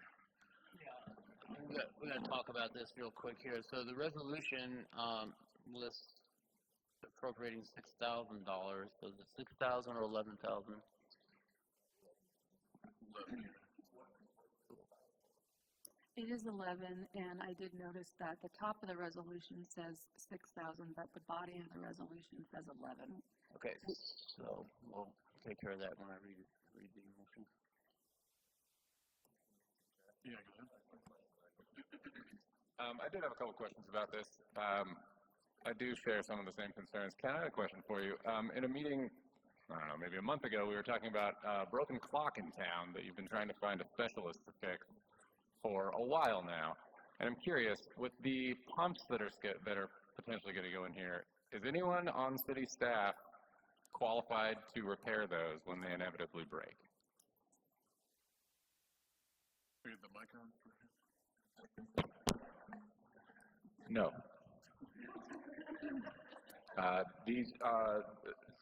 I voiced this to Tom, and Tom is aware when he goes forward with any kind of a grant application, it's got to include funds for long-term maintenance of this. It's something I voiced. You know, it's not just the pump system, it's the landscaping, it's the pavers, it's everything. Follow-up question. Are you aware of any grants that involve funding for long-term maintenance? No.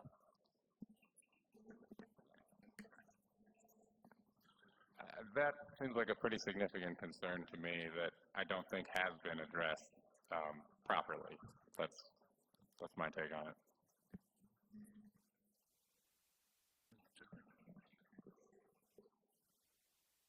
Am I correct that we're going out for grants, albeit not with any funding for long-term maintenance?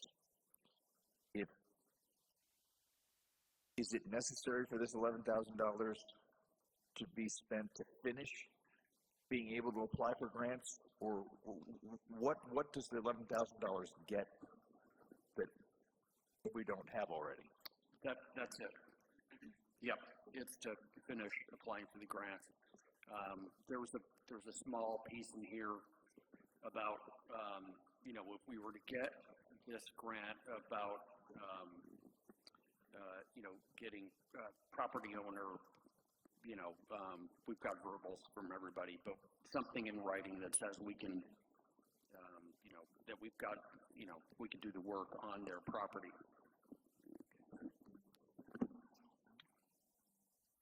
Got a motion then?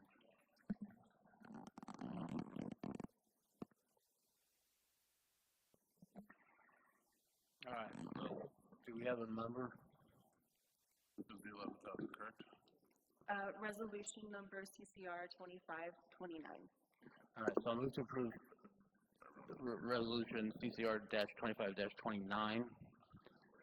A resolution of the City Council of the City of Mount Shasta approving budget adjustment number 2025-2503, appropriating $11,000 to be paid Tom Hesselden's to provide landscape architect services.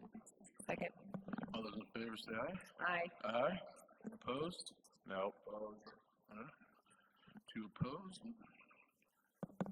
Moving on. Can those nays say nay one more time so I can mark it? Nay. Say nay one more time. Opposed? Okay, moving on to the library and enterprise funds, fiscal year 2024-25 year-end reporting update from Melissa. Thank you. Last meeting, I did an update for year-end on the general fund budget, and I was asked to bring information forward for the library fund and the enterprise funds for where we will land at the end of this fiscal year in my projection. There are a couple open items that I'm still working on year-end, but that might impact the numbers here would be the interest earnings on the LAIF program, and I haven't calculated the compensated absences expenses yet. But for the most part, I think we've talked about the drainage fund. That fund has been running in the negative for a while. We talked when we closed some of the funds a few meetings ago about covering that negative with funds from the other funds that we transferred into general fund. So we'll be looking at that for the end of this fiscal year. I was also asked to investigate whether we could combine the drainage fund with the sewer fund. I've done some initial research on that, and from the auditor's perspective, there isn't a concern about that. So we would need to do some more discussion with staff, the program managers. But we'll be looking at hopefully being able to do that this fiscal year. So that will help. And then I'm not exactly sure what you wanted for the update, but garbage, as you know, we transferred that billing and that program out to waste management, so we had some additional funds that were left over in there that we moved to the general fund as a one-time transfer. And then the water and sewer funds pretty much came in as planned for the fiscal year on the budget. The water program was a little bit higher on revenue, but also a little bit higher on expenses. But overall, as you pointed out earlier, these funds, for the most part, are doing fine. I will point out that as we've been reviewing fees for all of the city programs, this is an area where we currently have fees in the study through 2027. So it's something that we're going to need to make sure we look at going forward in the near future to determine whether our fees will need to change after 2027. So I'm not sure if you had any other specific questions about the enterprise funds. Happy to.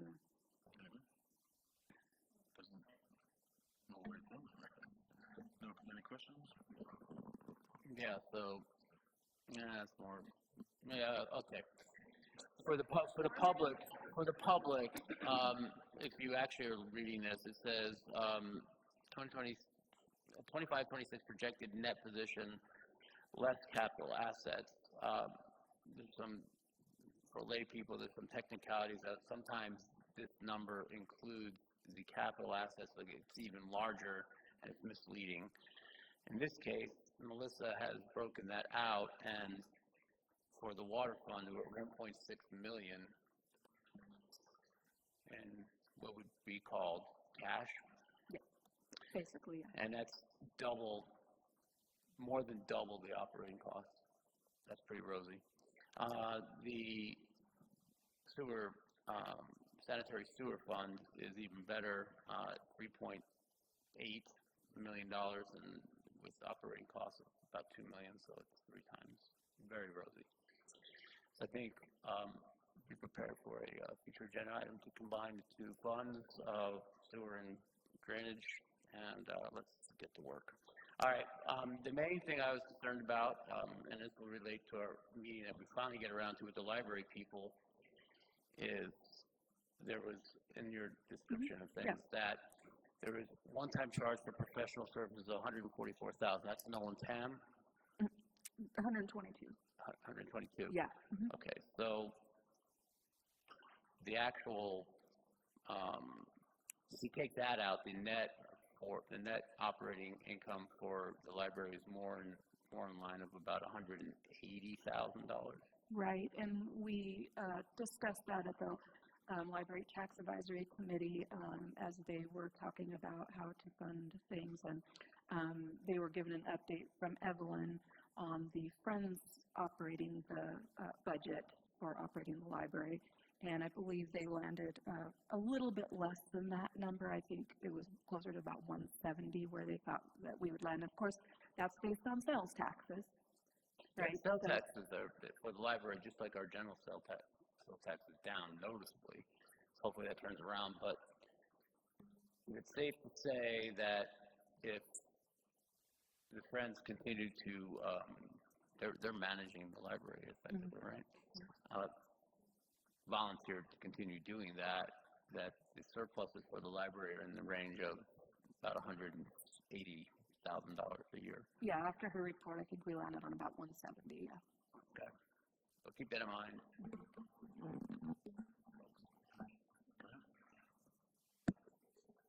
Does this have to be a question? Yes, question. Okay. Since you guys all have comment, we're ready to discuss, we will open this up to public comment.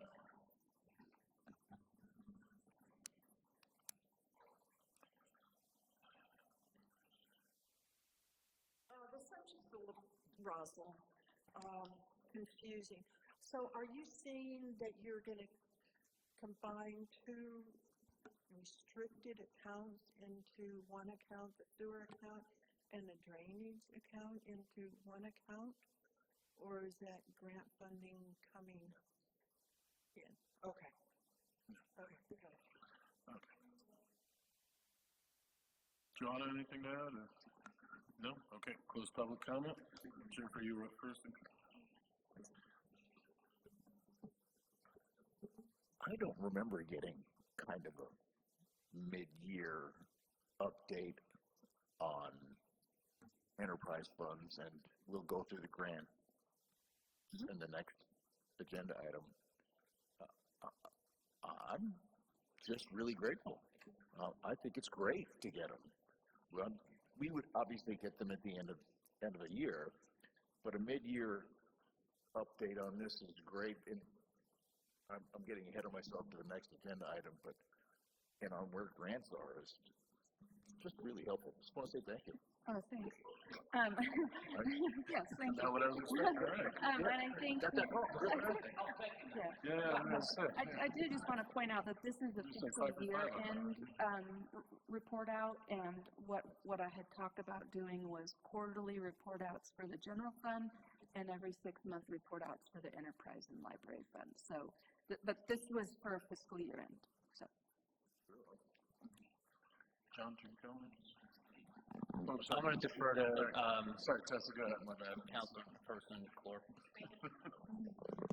To go into Rosalind's question a little deeper, and I'm kind of estimating this, but for reporting purposes, I think is where we're starting with combining the drainage and the sewer funds together. One great advantage for that is that the general fund won't have to give the drainage fund $87,000, for instance. But moving forward, my thought was that the other cities in Siskiyou County don't have a drainage fund, but they obviously have drainage because they're cities. So the question is, how do they do it? Because our $1 a month doesn't cover it. We can't pass, the increase to justify the repairs needed. So if we move it into sewer as a legal position and combine the two funds, that can open up a lot of ability to get our drainage needs met.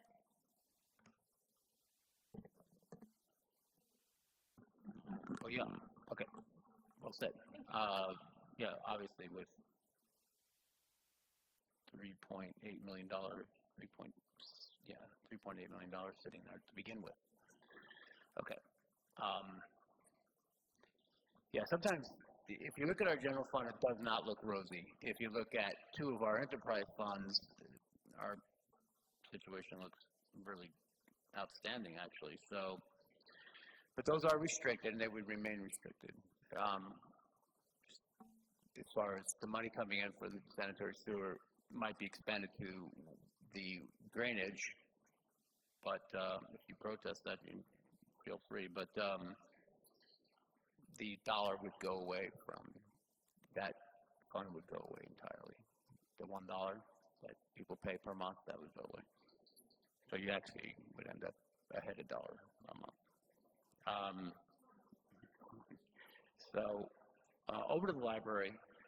So for this potential meeting, which we seem to maybe be heading towards, and this is going to be the final one, right? Okay. December 4th now?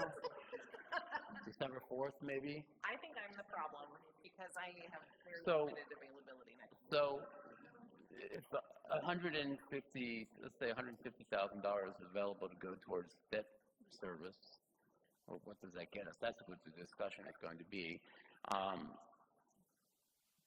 But how much pressure is there on the operating budget with respect to because I do Friends of the Rink and et cetera, so I know about the pressure to actually manage these things.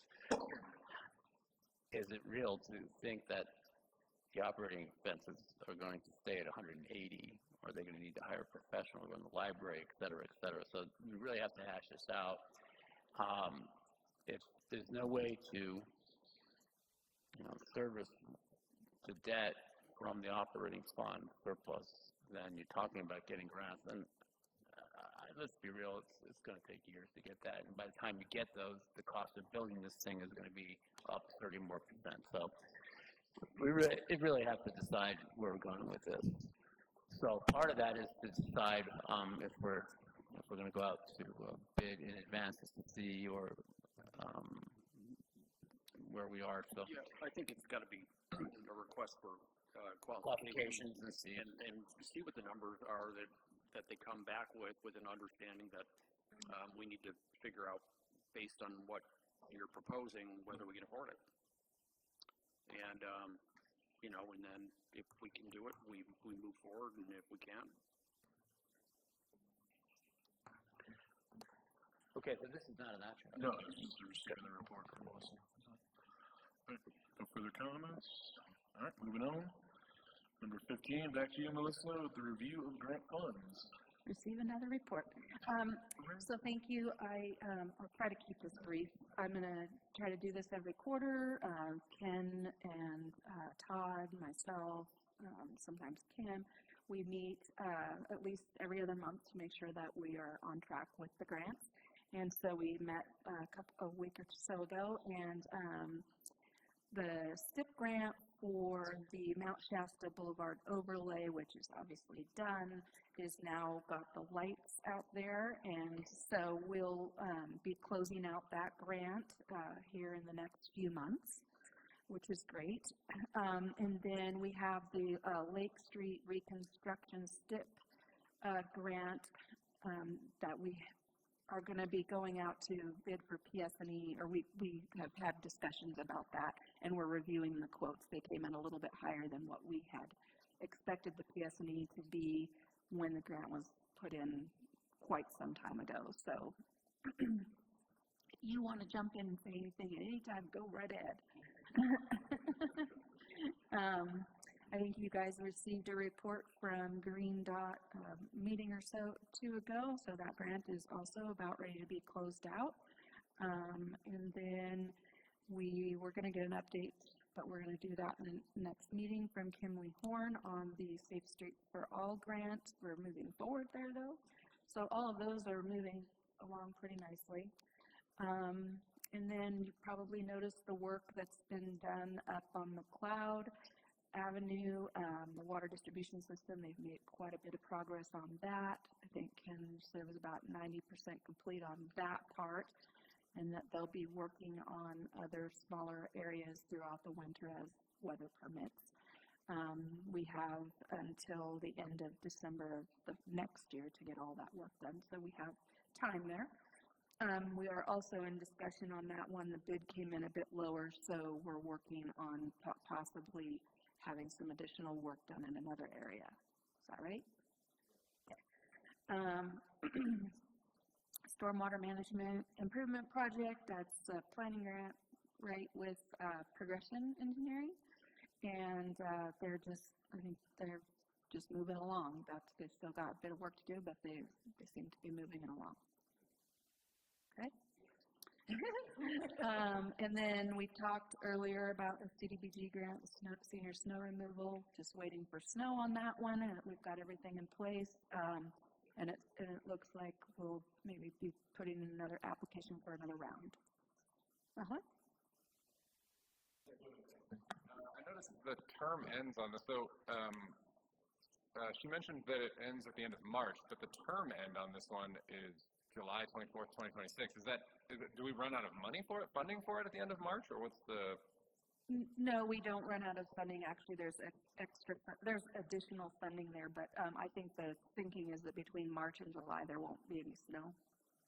But if there was, say in April, like there was last year, we could theoretically continue to utilize these funds. I'm not sure. I mean, I'd need to talk with her about Randy about that, but I can ask that question.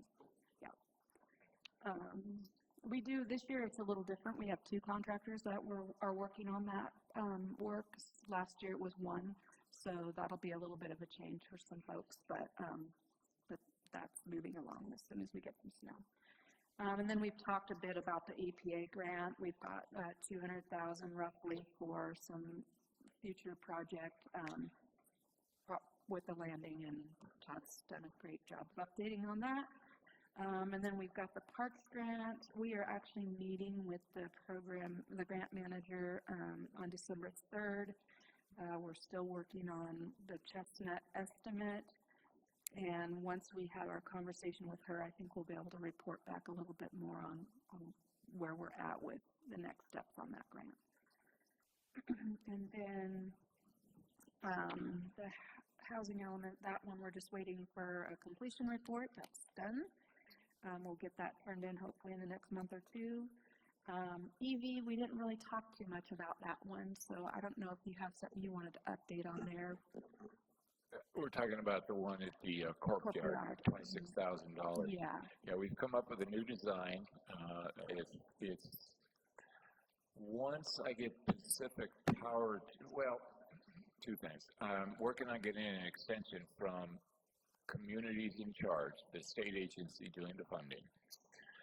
We've got a new design. I want to put it out for an RFP, but I'm waiting for the extension approval first. Okay. And then we have 2 fire grants, one a federal grant through FEMA for equipment. That's a multi-agency grant. We purchased all of the initial equipment, and I think the fire chief is going to be working with the other agencies to see what the next steps are on the spending of those additional funds that were left over. And then we have the wildfire mitigation grant, and I know he's going to be working on an RFP to get some of that work done. That grant goes out till the end of 29, so we've got time on that, but he'll be working on that. So that's our update for this quarter. Any questions, I'm happy to answer. We'll open up to public comment. Seeing none, we'll close public comment. We're just receiving the report. All right, so we'll move on to number 16, approval of job description, the building inspector plans examiner. Can you have the floor? So at the last meeting, council approved a new position for a building inspector plans examiner. An attachment or appendix A of that staff report package should have been the job description, but a little gremlin ate it and it was not in your staff report package. So we're correcting that tonight. So attached in your agenda packet is the job description for the building inspector. So staff is simply asking for an approval of that job description. Okay. Any questions on this one? All right. Public comment? Bueller? All right, none? We got a motion? Okay. Move to adopt the job description provided in attachment A for the position of building inspector and plans examiner. Second. All those in favor say aye. Aye. Aye. Opposed? None? All right. Take that, gremlin. And then number 17 now, approval to purchase a small articulated loader, Ken, for the snow plowing. Yes. Microphone, please. Mayor and City Council, Back in June, we passed the revised ordinance for downtown snow removal. As part of that, the guidance was to be able to plow all the sidewalks on Shasta. We didn't have any existing equipment to do that, so part of this ordinance was to do this was to purchase a piece of equipment that could adequately plow snow on the smaller sidewalks. We went out to bid in search of that equipment with a set of specs that would meet the height requirements to where we could get under the trees, the width requirements so we could get the 50-inch plus sidewalks. We did receive 3 bids, really only one of them met our spec requirement, and that was this Bobcat L28. It was also the least expensive of all the bids. It looks to be quite the efficient piece of equipment. We are in fact getting the snowblower attachment with it. Not only will we be able to do the smaller sidewalks, we're thinking this will actually speed up snow removal on the bigger sidewalks downtown as well. So we're going to try this out on all the sidewalks. So I'm recommending you approve the purchase of my small articulated loader. Articulated is the word I like to question. Under the fiscal impact, it says the equipment will be depreciated over 10 years. Yes. So are you saying that the fiscal impact is the cost less that depreciation, or are you saying that you're taking a 10-year loan? No, we're debating. This actually qualifies to be purchased with gas tax funds, but we could also purchase it with general funds, being that the cost of this will be depreciated over 10 years. 1/10 will be added in every year to our snow removal cost that is billed yearly to downtown businesses. Got it. So there really is no cost to the city long term. Am I expressing that correctly? Well, I think the word depreciation.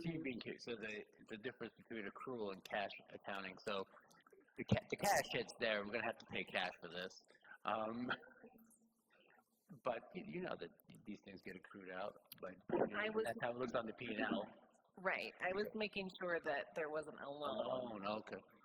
I wasn't being cute. So no loan, right? No, it's not a loan. No.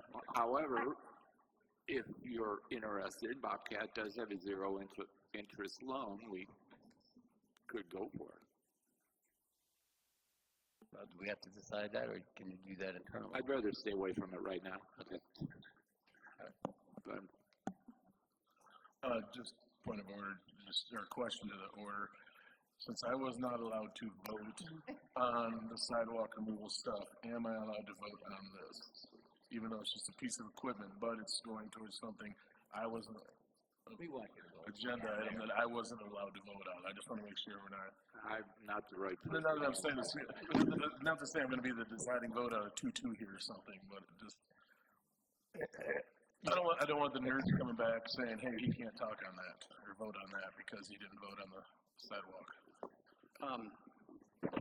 Because you were affected by the fee, you had to recuse in the first go-around.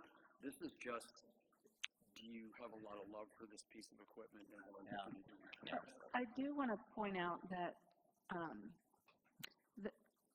depreciating it over 10 years, so that's, I think, taking out the word depreciation because that's an accounting term that we use on how we handle capital assets. Obviously, this will be a capital asset and have impact on our record keeping for accounting. I think the intent of what Ken was proposing is that we take that amount, we divide it over 10 years, and we would need to be clear about that, and that gets added to the amount that we will then charge to the downtown district for their snow removal. What I want to point out is that we did put a cap on that. We haven't, I haven't done the math, so I'm just this is just out here, that if we had a really heavy snow season, we may hit that cap. I think it's 20 cents. 20 cents. Square foot. Yes. And so I haven't done the math. I just want to point out that, I don't know if we say divide this in 10 and that's going to be added to which, I'm going to have to think about how we do that and how we build that all out and all of that stuff. We haven't really worked that part out, but accumulating those costs, and then billing the businesses, I don't know when we're going to reach that 20-cent maximum. So just for clarification, we can go to public comment yet, right? So for clarification, we resolved and came to a conclusion on the fees to businesses for the downtown planning district. That's done, right? Yes. Okay. And the expected revenue is only 22,000? No, we don't have an. Okay. We don't have an Well, estimate. no, that should multiply out, right? Well, we don't know how much it's going to snow. No. Right now, that ain't looking like a lot. No, we're going to collect a certain amount of money, and there might be surpluses in a given year. I just can't remember. No. Actually, we're only gonna bill on what our actual cost was, but we're gonna cap it at 20 cents a square That's foot. what it was. If it exceeds that, Okay, so what? so I would, first thing, I have to admit, engineers 20 never use cents per accounting square terms. foot? Is that what it was? Yeah. But let's say we have a couple of really big winners here over the next 10 years. I could see it would actually maybe have to defer some of the payback to the general fund and take 12 years to pay it back. I think we have to be clear. Is it in the ordinance that we can charge for this? I'm not clear. I'm sorry, but it was does the not written ordinance in the ordinance that we were going to go out and buy. It was in the staff report, but I don't believe it was written into the ordinance. So I'm sorry. I'm just not clear on how we go about handling this expense over time. I believe there was something, I would have to look back at it, but I believe it was written into the ordinance that the cost of the equipment necessary, and it did specify specialized equipment in order to clear the sidewalks, which this would be considered that, I would imagine. And then follow-up question for, But does it speak to doing that over 10 years? I do not believe that 10 years was written into the ordinance.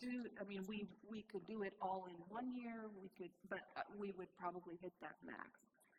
So my question there is, say we have a year like this one where they're calling for a weak La Nina, slightly warmer, we'll probably have above average precipitation, but potentially less snow in town if snow levels remain a little bit higher. On years like that, could we divide it up so it's slightly more than 10%, like, on a lower snow year, we actually pay more of the Bobcat off, and then on the years where we anticipate hitting that 20 cent per square foot cap, we just pay off less of the Bobcat that year. But that way, So we're paying it all at once, right? oh, okay. We're not taking a loan, so we are paying for it, so cash-wise it's Yeah. done. The issue is how do we distribute the cost amortized or depreciated? Why not do this to staff, but why not just apply it to that district, and in years where that's in deficit, just like in the past, the general fund will have to cover the deficit. Question. With if there's anything over that 20 cents that we would have to eat, is one of the motives of spreading it over 10 years so that you can apply that for the gas tax snow removal funding.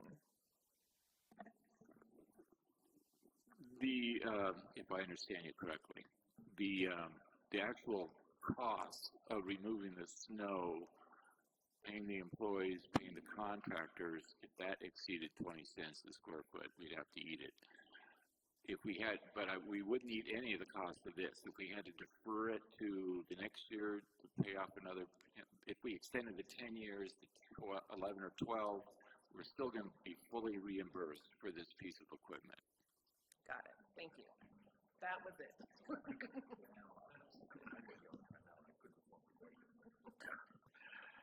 more questions before public? All right, we'll open it up for public comment.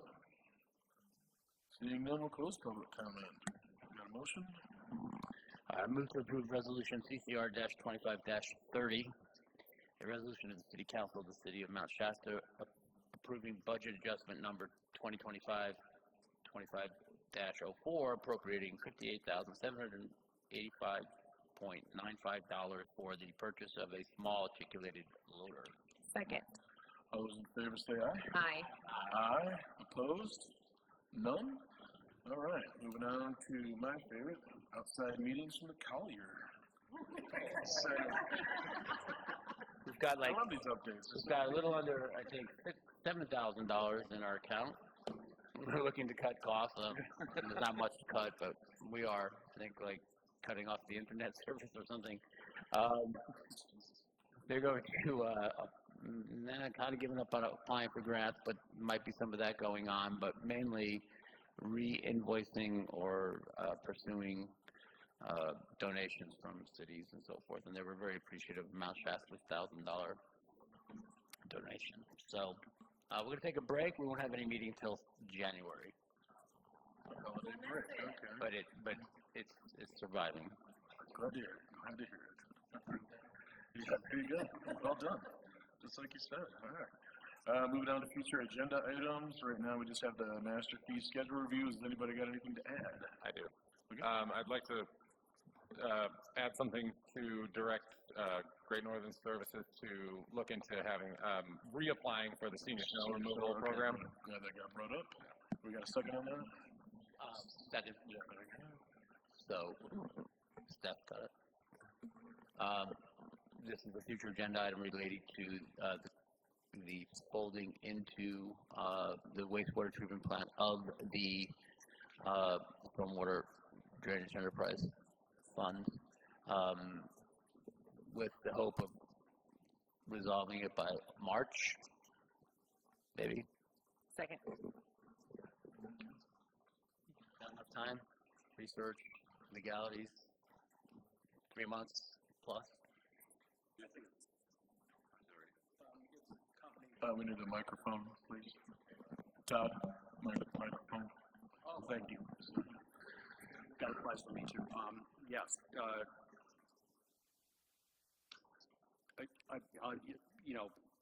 Barring unforeseen circumstances, it should be plenty of time. Okay. That is it. We will adjourn till December 15th for the last meeting of the year. Have a good night. And that was my last time banging the gavel.